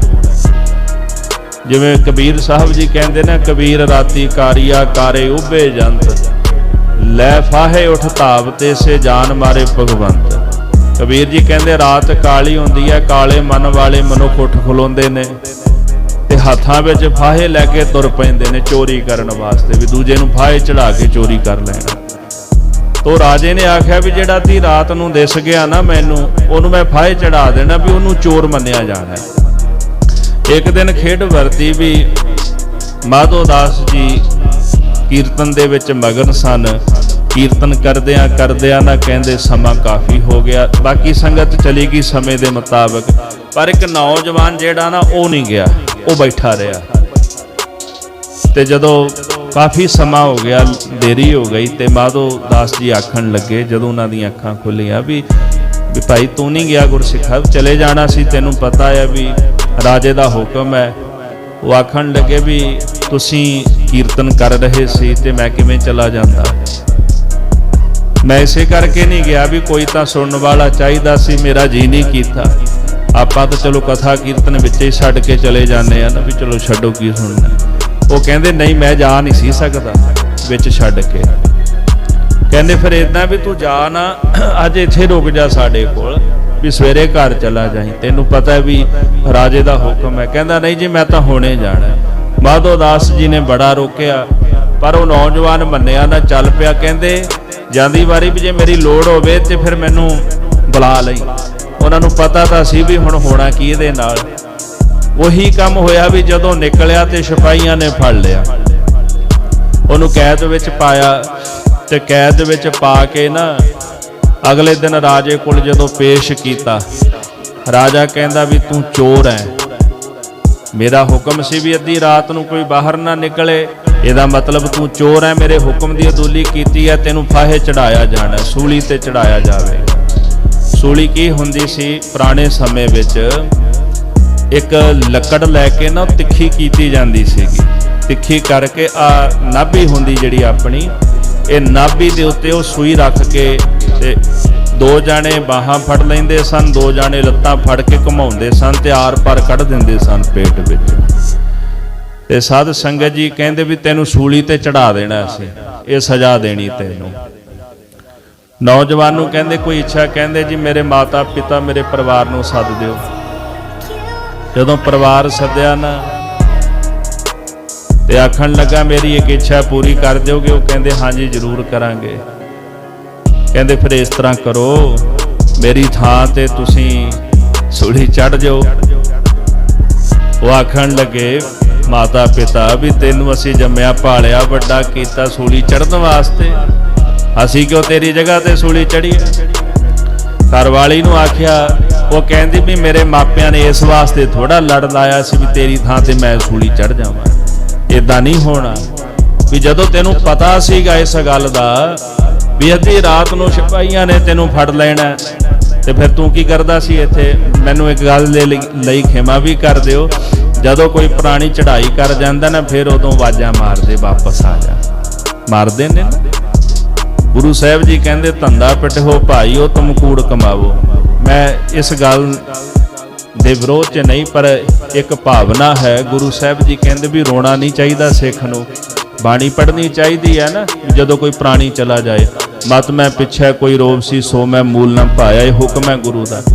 ਪਰ ਆਪਾਂ ਬਾਣੀ ਪੜ੍ਹਨ ਦੀ ਬਜਾਏ ਵਿਰਲਾਪ ਕਰਦੇ ਹਾਂ। ਠੀਕ ਹੈ, ਜਦੋਂ ਕੋਈ ਆਪਣਾ ਵਿਛੜਦਾ ਹੈ ਮਨੁੱਖ ਨੂੰ ਦੁੱਖ ਉਸ ਚੀਜ਼ ਦਾ ਹੁੰਦਾ ਹੈ। ਜਿਵੇਂ ਗੁਰੂ ਨਾਨਕ ਸਾਹਿਬ ਜੀ ਪਹਾੜੀ ਇਲਾਕੇ ਵਿੱਚ ਗਏ, ਰਾਜੇ ਦਾ ਪੁੱਤਰ ਚੜ੍ਹਾਈ ਕਰ ਗਿਆ, ਬੜਾ ਰੋਣਾ ਧੋਣਾ ਚੱਲਦਾ ਸੀ। ਸਤਿਗੁਰੂ ਸੱਚੇ ਪਾਤਸ਼ਾਹ ਜਾ ਪਹੁੰਚੇ ਉੱਥੇ। ਗੁਰੂ ਨਾਨਕ ਸਾਹਿਬ ਜੀ ਕਹਿੰਦੇ ਕੀ ਹੋਇਆ? ਕਹਿੰਦੇ ਜੀ ਇਕਲੌਤਾ ਰਾਜੇ ਦਾ ਪੁੱਤਰ ਚੜ੍ਹਾਈ ਕਰ ਗਿਆ। ਵਜ਼ੀਰ ਵੀ ਰੋਣ, ਸਿਪਾਹੀ ਵੀ ਰੋਣ, ਉਮਰਾਵ ਰੋਣ, ਰਾਣੀ ਰਾਜਾ ਦੋਨੇ ਉਹ ਵੀ ਰੋਣ। ਮਹਾਰਾਜ ਜੀ ਕੋਲ ਚਲੇ ਗਏ, ਜਾ ਕੇ ਆਖਦੇ ਵੀ ਜਿਉਂਦਾ ਕਰ ਦਈਏ? ਕਹਿੰਦੇ ਹਾਂਜੀ ਜਿਉਂਦਾ ਕਰ ਦਿਓ। ਪਾਤਸ਼ਾਹ ਕਹਿੰਦੇ ਫਿਰ ਜੋ ਕਹਾਂਗੇ ਮੰਨੋਗੇ? ਹਾਂਜੀ ਮਹਾਰਾਜ ਤੁਸੀਂ ਜੋ ਕਹੋਗੇ। ਤੇ ਪਹਿਲਾਂ ਰੋ ਰਹੇ ਸਨ ਵੀ ਤੇਰੀ ਜਗ੍ਹਾ ਤੇ ਅਸੀਂ ਚਲੇ ਜਾਂਦੇ, ਅਸੀਂ ਸਰੀਰ ਛੱਡ ਜਾਂਦੇ। ਤੇ ਸਤਿਗੁਰੂ ਨੇ ਪਹਿਲਾਂ ਹੀ ਕਹਿ ਲਿਆ, ਪੁੱਛ ਲਿਆ ਨਾ ਵੀ ਜੋ ਕਹਾਂਗੇ ਮੰਨੋਗੇ? ਕਹਿੰਦੇ ਹਾਂਜੀ। ਕਹਿੰਦੇ ਫਿਰ ਬਾਟਾ ਲਿਆਓ ਜਲ ਦਾ। ਮਹਾਰਾਜ ਨੇ ਕੀਤਾ ਜਪਜੀ ਸਾਹਿਬ ਦਾ ਪਾਣੀ ਪਾਠ ਜਿਹੜਾ ਸੀ ਜਲ ਉੱਪਰ। ਜਪਜੀ ਸਾਹਿਬ ਦਾ ਪਾਠ ਕਰਕੇ ਨਾ ਮਹਾਰਾਜ ਨੇ ਰਾਣੀ ਦੇ ਮੂਹਰੇ ਕਰਤਾ ਵੀ ਲੈ ਪੀ ਲੈ। ਕਹਿੰਦੀ ਜੀ ਕੀ ਹੈ? ਮਹਾਰਾਜ ਕਹਿੰਦੇ ਤੂੰ ਪੀਏਂਗੀ ਇਹ ਉੱਠ ਪਏਗਾ, ਤੂੰ ਚਲੀ ਜਾਏਗੀ। ਕਹਿੰਦੀ ਮੈਂ ਨਹੀਂ ਪੀਣਾ ਹੈ ਇਹ ਜਲ। ਮਹਾਰਾਜ ਕਹਿੰਦੇ ਰੌਲਾ ਤਾਂ ਤੂੰ ਪਾਉਂਦੀ ਸੀ ਸਭ ਤੋਂ ਜ਼ਿਆਦਾ, ਵੀ ਵਾਪਸ ਆ ਜਾ, ਤੇਰੀ ਜਗ੍ਹਾ ਤੇ ਮੈਂ ਤੁਰ ਜਾਣੀ, ਜਾ ਹੁਣ। ਜਾਂਦੀ ਕਿਉਂ ਨਹੀਂ? ਫਿਰ ਰਾਜੇ ਦੇ ਮੂਹਰੇ ਕਰਤਾ ਵੀ ਇਹ ਤਾਂ ਪੀਂਦੀ ਕੋਈ ਨਹੀਂ, ਵੀ ਤੂੰ ਪੀ ਲੈ। ਉਹ ਆਖਣ ਲੱਗਾ ਮਹਾਰਾਜ ਜਾਣ ਵਾਲਾ ਤਾਂ ਗਿਆ ਤੇ ਉਹਦੇ ਪਿੱਛੇ ਥੋੜਾ ਕੋਈ ਜਾਂਦਾ। ਗੁਰੂ ਸਾਹਿਬ ਵੀ ਬਾਣੀ ਵਿੱਚ ਕਹਿੰਦੇ ਨਾ ਵੀ ਜਿਹੜਾ ਚਲਾ ਜਾਏ ਉਹਦੇ ਪਿੱਛੇ ਕੋਈ ਨਹੀਂ ਜਾਂਦਾ। ਕੋ ਮਰੈ ਨਾ ਮੋਇਆ ਨਾਲੇ, ਜਿਹੜਾ ਮਰ ਗਿਆ ਉਹਦੇ ਨਾਲ ਨਹੀਂ ਕੋਈ ਮਰਦਾ ਹੁੰਦਾ। 2-4 ਦਿਨਾਂ ਦੀ ਖੇਡ ਹੁੰਦੀ ਹੈ, ਜਿੰਨੀ ਦੇਰ ਸਰੀਰ ਪਿਆ ਉਨੀ ਦੇਰ ਤੱਕ ਦੁੱਖ ਦਰਦ ਹੁੰਦਾ ਹੈ, ਸੰਸਕਾਰ ਹੋ ਜਾਂਦਾ, ਮੁੜ ਕੇ ਆਪੇ 4, 5, 10, 15, 20 ਦਿਨਾਂ ਬਾਅਦ ਸ਼ਾਂਤੀ ਹੋ ਜਾਂਦੀ ਹੈ। ਕਿਉਂਕਿ ਜ਼ਿੰਦਗੀ ਕੁਦਰਤੀ ਹੈ ਵੀ ਇਹ ਪਾਣੀ ਦਾ ਵਹਾਅ ਇਹ ਰੁਕਦੀ ਨਹੀਂ, ਇਹ ਚੱਲਦੀ ਰਹਿੰਦੀ ਹੈ। ਗੁਰੂ ਸਾਹਿਬ ਨੇ ਆਖਿਆ ਵਜ਼ੀਰਾਂ ਨੂੰ ਤੁਸੀਂ ਪੀ ਲਓ। ਵਜ਼ੀਰ ਕਹਿੰਦੇ ਵੀ ਅਸੀਂ ਮਹਾਰਾਜ ਕਿਵੇਂ ਪੀਏ? ਸਤਿਗੁਰੂ ਕਹਿੰਦੇ ਚਲੋ ਫਿਰ ਅਸਾਂ ਪੀ ਲੈਨੇ ਆ। ਗਿਆਨੀ ਮਾਨ ਸਿੰਘ ਝੌਰ ਦਾ ਇੱਕ ਬਚਨ ਹੈ, ਉਹ ਕਹਿੰਦੇ ਜਦੋਂ ਗੁਰੂ ਸਾਹਿਬ ਨੇ ਆਖਿਆ ਨਾ ਤੇ ਸਾਰੇ ਇਕੱਠੇ ਹੋ ਕੇ ਕਹਿਣ ਲੱਗੇ ਵੀ ਸੰਤ ਜੀ ਤੁਹਾਡੇ ਕਿਹੜਾ ਕੋਈ ਅੱਗੇ ਪਿੱਛੇ ਆ, ਤੁਸੀਂ ਪੀ ਲਓ। ਮਹਾਰਾਜ ਕਹਿੰਦੇ ਕੋਈ ਨਹੀਂ ਭਾਈ ਅਸੀਂ ਪੀ ਲੈਨੇ ਆ। ਧੰਨ ਗੁਰੂ ਨਾਨਕ ਸਾਹਿਬ ਮਹਾਰਾਜ ਨੇ ਉਹ ਜਲ ਵਾਲਾ ਬਾਟਾ ਛਕ ਲਿਆ ਤੇ ਬੱਚੇ ਨੂੰ ਫੜ ਕੇ ਨਾ ਬਾਹੋਂ ਕਹਿੰਦੇ ਬੋਲ ਵਾਹਿਗੁਰੂ। ਮਿਰਤਕ ਕੋ ਪਾਇਓ ਤਨ ਸਾਸਾ, ਬਿਸ਼ਰਤ ਆਨ ਮਿਲਾਇਆ। ਸਵਾਸ ਪਾ ਦਿੱਤੇ ਤੇ ਉਠਾ ਕੇ ਬਿਠਾ ਦਿੱਤਾ ਮਹਾਰਾਜ ਗੁਰੂ ਨਾਨਕ ਸਾਹਿਬ ਨੇ। ਫਿਰ ਉੱਥੇ ਪਾਤਸ਼ਾਹ ਕਹਿਣ ਲੱਗੇ ਰੌਲਾ ਤੁਸੀਂ ਪਾਉਂਦੇ ਸੀ ਸਭ ਤੋਂ ਜ਼ਿਆਦਾ, ਵੀ ਮੈਂ ਚਲਾ ਜਾਵਾਂ, ਮੈਂ ਚਲੀ ਜਾਵਾਂ। ਕਦੇ ਮਾਂ ਆਖੇ, ਕਦੇ ਪਿਓ ਆਖੇ, ਕਦੇ ਮੰਤਰੀ ਆਖਣ, ਫਿਰ ਜਾਂਦੇ ਕਿਉਂ ਨਹੀਂ? ਪਾਤਸ਼ਾਹ ਕਹਿੰਦੇ ਕੋਈ ਇਨਸਾਨ ਜਿਹੜਾ ਦੁਨੀਆ ਤੋਂ ਚਲਾ ਜਾਵੇ ਕੇਵਲ ਤਾਂ ਕੇਵਲ ਤੁਸੀਂ ਪਿੱਛੇ ਰੌਲਾ ਪਾਉਣ ਵਾਲੇ ਹੁੰਦੇ, ਜਾਣ ਵਾਲੇ ਨਹੀਂ ਹੁੰਦੇ। ਐਸਾ ਨਹੀਂ ਹੁੰਦਾ। ਮੈਂ ਇੱਕ ਦਿਨ ਜ਼ਰੂਰ ਬੇਨਤੀ ਕੀਤੀ ਵੀ ਪਹਿਲਾਂ ਕਹਿੰਦੇ ਜੀ ਵਾਪਸ ਆ ਜਾ, ਜੇ ਕਿਤੇ ਵਾਪਸ ਆ ਜਾਏ ਜਾਣ ਤੋਂ ਬਾਅਦ ਫਿਰ ਅਰਦਾਸ ਕਹਿੰਦੇ ਕਰ ਦਿਓ ਜੀ, ਤੰਗ ਕਰਦੇ ਨੇ ਆ ਕੇ ਘਰ ਵਿੱਚ। ਪਹਿਲਾਂ ਬੁਲਾਉਂਦੇ ਨੇ ਵੀ ਹੁਣ ਚਲਾ ਗਿਆ ਤੇ ਵਾਪਸ ਆ ਜਾ, ਜੇ ਅਗਲਾ ਵਾਪਸ ਆ ਜਾਏ ਤੇ ਫਿਰ ਅਰਦਾਸਾਂ ਵੀ ਕਰਾਉਂਦੇ ਨੇ ਵੀ ਆਤਮਿਕ ਸ਼ਾਂਤੀ ਮਿਲ ਜਾਏ। ਇਦਾਂ ਵੀ ਹੁੰਦਾ ਨਾ। ਸੋ ਇਸ ਵਾਸਤੇ ਇਹ ਆਪਣੇ ਕਰਮ ਆਪ ਭੋਗਣੇ ਪੈਂਦੇ। ਜਿੱਥੋਂ ਮੈਂ ਉਦਾਹਰਣ ਦੇ ਰਿਹਾ ਸੀ ਕਿ ਭਾਈ ਮਾਧੋ ਦਾਸ ਦੇ ਕੋਲੋਂ ਜਿਹੜਾ ਨੌਜਵਾਨ ਰਾਜੇ ਨੇ ਫੜਿਆ ਤੇ ਉਹ ਪਰਿਵਾਰ ਨੂੰ ਕਹਿਣ ਲੱਗਾ, ਸਾਰੇ ਕਹਿੰਦੇ ਵੀ ਤੇਰੇ ਕਰਮ ਤੂੰ ਭੋਗ। ਕਹਿੰਦੇ ਜੀ ਫਿਰ ਇੱਕ ਕੰਮ ਕਰ ਦਿਓ, ਮਾਧੋ ਦਾਸ ਨੂੰ ਸੱਦ ਲਿਆ। ਤੇ ਜਦੋਂ ਭਾਈ ਮਾਧੋ ਦਾਸ ਨੂੰ ਪਤਾ ਲੱਗਿਆ ਨਾ, ਦੌੜੇ ਆਏ। ਕਹਿੰਦੇ ਨੌਜਵਾਨ ਨੂੰ ਕਹਿੰਦੇ ਦੱਸ ਕੀ ਇੱਛਾ ਹੈ? ਕਹਿੰਦਾ ਜੀ ਮੇਰੇ ਥਾਂ ਤੇ ਤੁਸੀਂ ਚੜ ਜਾਓ ਸੂਲੀ। ਕਹਿੰਦੇ ਕੋਈ ਗੱਲ ਨਹੀਂ ਆਪਾਂ ਤਿਆਰ ਆ। ਕਹਿੰਦੇ ਜਦੋਂ ਸੂਲੀ ਦੇ ਸਾਹਮਣੇ ਗਏ ਨਾ, ਦ੍ਰਿਸ਼ਟੀ ਪਈ ਜਦੋਂ ਤੇ ਸੂਲੀ ਹਰੀ ਹੋ ਗਈ। ਜਦੋਂ ਭਾਈ ਮਾਧੋ ਦਾਸ ਦੀ ਦ੍ਰਿਸ਼ਟੀ ਪਈ, ਵੇਖੋ ਨਾਮ ਜਪਣ ਵਾਲਿਆਂ ਦੇ ਨੇਤਰਾਂ ਵਿੱਚ ਵੀ ਅੰਮ੍ਰਿਤ ਹੁੰਦਾ ਹੈ। ਇੱਕ ਵਿਦਵਾਨ ਸੱਜਣ ਕਹਿੰਦੇ ਵੀ ਅੰਮ੍ਰਿਤ ਕਈ ਤਰ੍ਹਾਂ ਦਾ ਹੁੰਦਾ ਹੈ। ਵੈਸੇ ਨਾਨਕ ਅੰਮ੍ਰਿਤ ਇੱਕ ਹੈ, ਉਹ ਨਾਮ ਅੰਮ੍ਰਿਤ ਦੀ ਗੱਲ ਹੈ। ਪਰ ਜਦੋਂ ਨਾਮ ਅੰਮ੍ਰਿਤ ਹਿਰਦੇ ਵਿੱਚ ਵਸ ਜਾਏ ਨਾ, ਜਲ ਨੂੰ ਵੀ ਅੰਮ੍ਰਿਤ ਬਣਾ ਦਿੰਦਾ। ਖੰਡੇ ਬਾਟੇ ਦੀ ਪੌਲ ਉਹ ਅੰਮ੍ਰਿਤ ਬਣ ਜਾਂਦੀ ਬਾਣੀ ਦੇ ਨਾਲ, ਨਾਮ ਦੇ ਨਾਲ। ਕਹਿੰਦੇ ਫਿਰ ਵੇਖਣੀ ਵੀ ਅੰਮ੍ਰਿਤ, ਬੋਲਣੀ ਵੀ ਅੰਮ੍ਰਿਤ, ਸੁਣਨੀ ਵੀ ਅੰਮ੍ਰਿਤ ਬਣ ਜਾਂਦੀ ਹੈ। ਸਰੀਰ ਵੀ ਅੰਮ੍ਰਿਤ ਹੋ ਜਾਂਦਾ ਹੈ। ਰੋਜ਼ ਸੁਣਦੇ ਪੜ੍ਹਦੇ ਆ ਨਾ, ਗੁਰੇ ਅੰਮ੍ਰਿਤ ਭਿੰਨੀ ਦੇਹੋਰੀ, ਹਰ ਅੰਮ੍ਰਿਤ ਬੁਰਕੇ ਰਾਮ ਰਾਜੇ। ਗੁਰੂ ਦਾ ਸਰੀਰ ਜਿਹੜਾ ਹੈ ਅੰਮ੍ਰਿਤ ਦੇ ਨਾਲ ਭੇਜਿਆ ਹੋਇਆ ਹੈ, ਇਹਦੇ ਵਿੱਚੋਂ ਅੰਮ੍ਰਿਤ ਹੀ ਚੜਦਾ ਹੈ। ਗੁਰੂ ਦਾ ਸਰੀਰ ਵੀ ਅੰਮ੍ਰਿਤ ਹੀ ਹੈ। ਤੇ ਜਿਹੜੇ ਨਾਮ ਜਪਦੇ ਉਹਨਾਂ ਦਾ ਮਨ ਤਨ ਅੰਮ੍ਰਿਤ ਹੋ ਜਾਂਦਾ, ਸਭ ਕੁਝ ਅੰਮ੍ਰਿਤ ਬਣ ਜਾਂਦਾ ਹੈ। ਇਹੋ ਜਿਹੀ ਦ੍ਰਿਸ਼ਟੀ ਪਈ ਕਿ ਉਹ ਜਿਹੜੀ ਸੂਲੀ ਸੀ ਨਾ, ਸਾਧ ਸੰਗਤ ਕਹਿੰਦੇ ਹਰੀ ਹੋ ਗਈ। ਤੇ ਉਦੋਂ ਉਹ ਰਾਜਾ ਜਿਹੜਾ ਸੀਗਾ ਉਹ ਚਰਨੀ ਢਹਿ ਪਿਆ ਭਾਈ ਮਾਧੋ ਦਾਸ ਦੇ। ਤੇ ਸਾਧ ਸੰਗਤ ਜੀ ਭਾਈ ਮਾਧੋ ਦਾਸ ਉਸ ਨੌਜਵਾਨ ਨੂੰ ਕਹਿੰਦੇ ਵੀ ਭਲਿਆ ਦੁਨੀਆ ਵਿੱਚ ਜਦੋਂ ਇਨਸਾਨ ਕਰਮ ਕਰਦਾ ਹੈ ਉਹਦੇ ਵਿੱਚ ਕੋਈ ਹਿੱਸੇਦਾਰ ਨਹੀਂ ਬਣਦਾ। ਆਪਣੇ ਕਰਮ ਆਪਣੇ ਆਪ ਨੂੰ ਭੋਗਣੇ ਪੈਂਦੇ ਨੇ। ਬਹੁ ਪਰਪੰਚ ਕਰ ਪਰ ਧਨ ਲਿਆਵੈ, ਸੁਖਦਾਰਾ ਭਿਆਨ ਲੁਟਾਵੈ। ਮਨ ਮੇਰੇ ਭੂਲੇ ਕਪਟ ਨਾ ਕੀਜੈ, ਅੰਤ ਨਵੇਰਾ ਤੇਰੇ ਜੀ ਪਹਿਲੀਜੈ। ਤੇ ਜਦੋਂ ਭਾਈ ਮਾਧੋ ਦਾਸ ਜੀ ਆਏ ਨਾ ਸਤਿਗੁਰਾਂ ਦੇ ਚਰਨਾਂ ਵਿੱਚ, ਫਿਰ ਮਹਾਰਾਜ ਨੇ ਸ਼ਬਦ ਉਚਾਰਿਆ, ਮੇਰੇ ਮਾਧੋ ਜੀ ਸਤ ਸੰਗਤ ਮਿਲੇ ਸੋ ਤਰਿਆ, ਗੁਰ ਪ੍ਰਸਾਦ ਪਰਮ ਪਦ ਪਾਇਆ, ਸੂਕੇ ਕਾਸ਼ਟ ਹਰਿਆ। ਇਹ ਬਚਨ ਉਦੋਂ ਉਚਾਰਿਆ ਫਿਰ ਪਾਤਸ਼ਾਹ ਜੀ ਨੇ। ਇਸ ਵਾਸਤੇ ਅਸੀਂ ਖੁਦ ਕਰਮ ਕਰਾਂਗੇ, ਖੁਦ ਭੋਗਾਂਗੇ। ਮਹਾਰਾਜ ਕਲਗੀਧਰ ਜੀ ਕਹਿੰਦੇ ਔਰੰਗਜ਼ੇਬ ਦੇਖ ਬੁਵੀ ਬੇਖਿਰਦ ਬਾ ਖਰਾਸ਼ੀ ਕੁਨਦ ਕੇ ਬੇ ਆਪ ਸਰ ਖੁਦ ਤਰਾਸ਼ੀ ਕੁਨਦ। ਗੁਰੂ ਸਾਹਿਬ ਜੀ ਕਹਿੰਦੇ ਜਿਹੜੇ ਕਰਮ ਤੂੰ ਕਰਕੇ, ਮਾੜੇ ਕਰਮ ਕਰਕੇ ਦੂਜੇ ਨੂੰ ਦੁੱਖ ਦਿੰਦਾ ਤੇ ਕੱਲ ਨੂੰ ਜਦੋਂ ਸਮਾਂ ਆਵੇਗਾ ਤੈਨੂੰ ਕੀਤੇ ਕਰਮ ਆਪ ਹੀ ਭੋਗਣੇ ਪੈਣਗੇ। ਤੇ ਤੇਰਾ ਹਾਲ ਤਾਂ ਇਸ ਤਰ੍ਹਾਂ ਜਿਵੇਂ ਬਿਨਾਂ ਕਿਸੇ ਪਾਣੀ ਤੋਂ ਕਿਸੇ ਮਨੁੱਖ ਨੇ ਆਪਣਾ ਸਿਰ ਛਿੱਲ ਲਿਆ ਹੋਵੇ। ਵਿਦਹ ਸਾਕੀਆ ਜਾਮ ਸਬਜ਼ੇ ਮਰਾ। ਸਤਿਗੁਰੂ ਕਹਿੰਦੇ ਹੈ ਮੇਰੇ ਸਤਿਗੁਰੂ ਕਿਰਪਾ ਕਰਕੇ ਹਰੇ ਰੰਗ ਦਾ ਨਾਮ ਦਾ ਜਿਹੜਾ ਜਾਮ ਹੈ, ਨਾਮ ਦਾ ਜਿਹੜਾ ਪਿਆਲਾ ਭਰਿਆ ਹੋਇਆ ਮੈਨੂੰ ਬਖਸ਼ਿਸ਼ ਕਰ ਦੇ। ਇਹ ਸਰਬ ਸਤ ਹੈ ਮਨ ਗੰਜ ਬਖਸ਼ਮ ਤੋਰਾ। ਹੇ ਅਕਾਲ ਪੁਰਖ ਫਿਰ ਮੈਂ ਤੈਨੂੰ ਭਰਿਆ ਖਜ਼ਾਨਾ ਮੋੜਾਂਗਾ। ਤੂੰ ਮੈਨੂੰ ਨਾਮ ਦਾ ਪਿਆਲਾ ਦੇ ਦੇ, ਮੈਂ ਤੈਨੂੰ ਖਜ਼ਾਨਾ ਭਰ ਕੇ ਦੌਲਤ ਦਾ ਮੋੜਾਂਗਾ। ਹੁਣ ਇਹਦਾ ਭਾਵ ਕੀ ਹੈ? ਜਦੋਂ ਤੁਸੀਂ ਨਾਮ ਦਾ ਪਿਆਲਾ ਬਖਸ਼ ਦਿਓਗੇ ਨਾ, ਮੈਂ ਨਾਮ ਜਪ ਜਪ ਕੇ ਨਾਮ ਦੇ ਖਜ਼ਾਨੇ ਭਰ ਲਵਾਂਗਾ ਤੇ ਉਹ ਖਜ਼ਾਨੇ ਤੁਹਾਨੂੰ ਮੋੜ ਦਿਆਂਗਾ।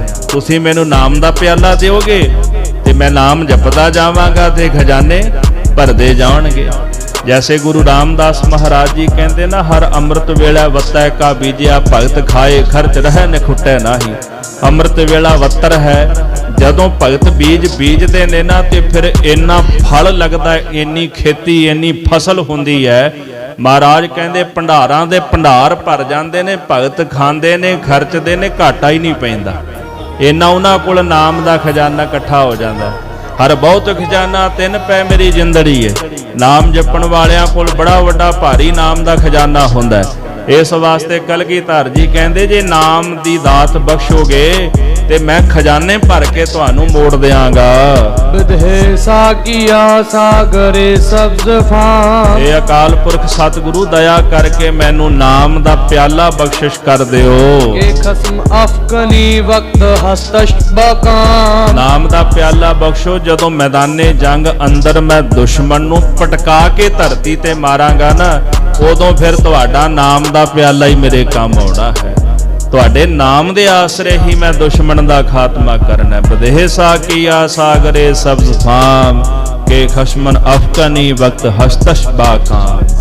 ਇਹ ਨਾਮ ਦਾ ਪਿਆਲਾ ਉਦੋਂ ਮੈਨੂੰ ਜ਼ਰੂਰੀ ਹੋਵੇਗਾ ਜਦੋਂ ਮੈਂ ਦੁਸ਼ਮਣ ਦਾ ਘਾਤ ਕਰਾਂਗਾ।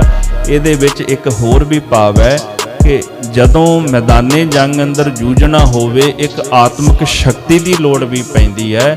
ਉਦੋਂ ਫਿਰ ਇੱਕ ਸਵਾ ਲੱਖ ਦੇ ਨਾਲ ਹੀ ਜੂਝਦਾ ਹੈ। ਜਿਤਨੀ ਦੇਰ ਤੱਕ ਉਹ ਆਤਮਿਕ ਸ਼ਕਤੀ ਅੰਦਰ ਕੰਮ ਨਹੀਂ ਨਾ ਕਰਦੀ, ਉਦੋਂ ਮੈਦਾਨੇ ਜੰਗ ਵਿੱਚ ਜੂਝਣਾ ਵੀ ਬੜਾ ਔਖਾ ਹੈ। ਬੜੇ ਦੁਨੀਆ ਦੇ ਵਿੱਚ ਯੋਧੇ ਹੋਏ ਨੇ, ਪਰ ਗੁਰੂ ਸਾਹਿਬ ਜੀ ਕਹਿੰਦੇ ਵੀ ਉਹ ਯੋਧੇ ਠੀਕ ਹੈ ਵੀ ਕੁਰਬਾਨੀ ਦਿੰਦੇ ਨੇ, ਸਵਰਗ ਸੁਖ ਭੋਗਦੇ, ਪਰ ਮੁਕਤ ਨਹੀਂ ਹੁੰਦੇ। ਮੁਕਤ ਉਹ ਯੋਧਾ ਹੁੰਦਾ ਹੈ ਜਦੋਂ ਦੁਸ਼ਮਣ ਨੂੰ ਖਤਮ ਕਰਨ ਵੇਲੇ, ਵੈਰੀ ਦਾ ਜ਼ਾਲਮ ਦਾ ਸੋਧਾ ਲਾਉਣ ਵੇਲੇ ਜਿਹਦਾ ਮਨ ਪ੍ਰਭੂ ਦੇ ਵਿੱਚ ਲੀਨ ਹੋਵੇ।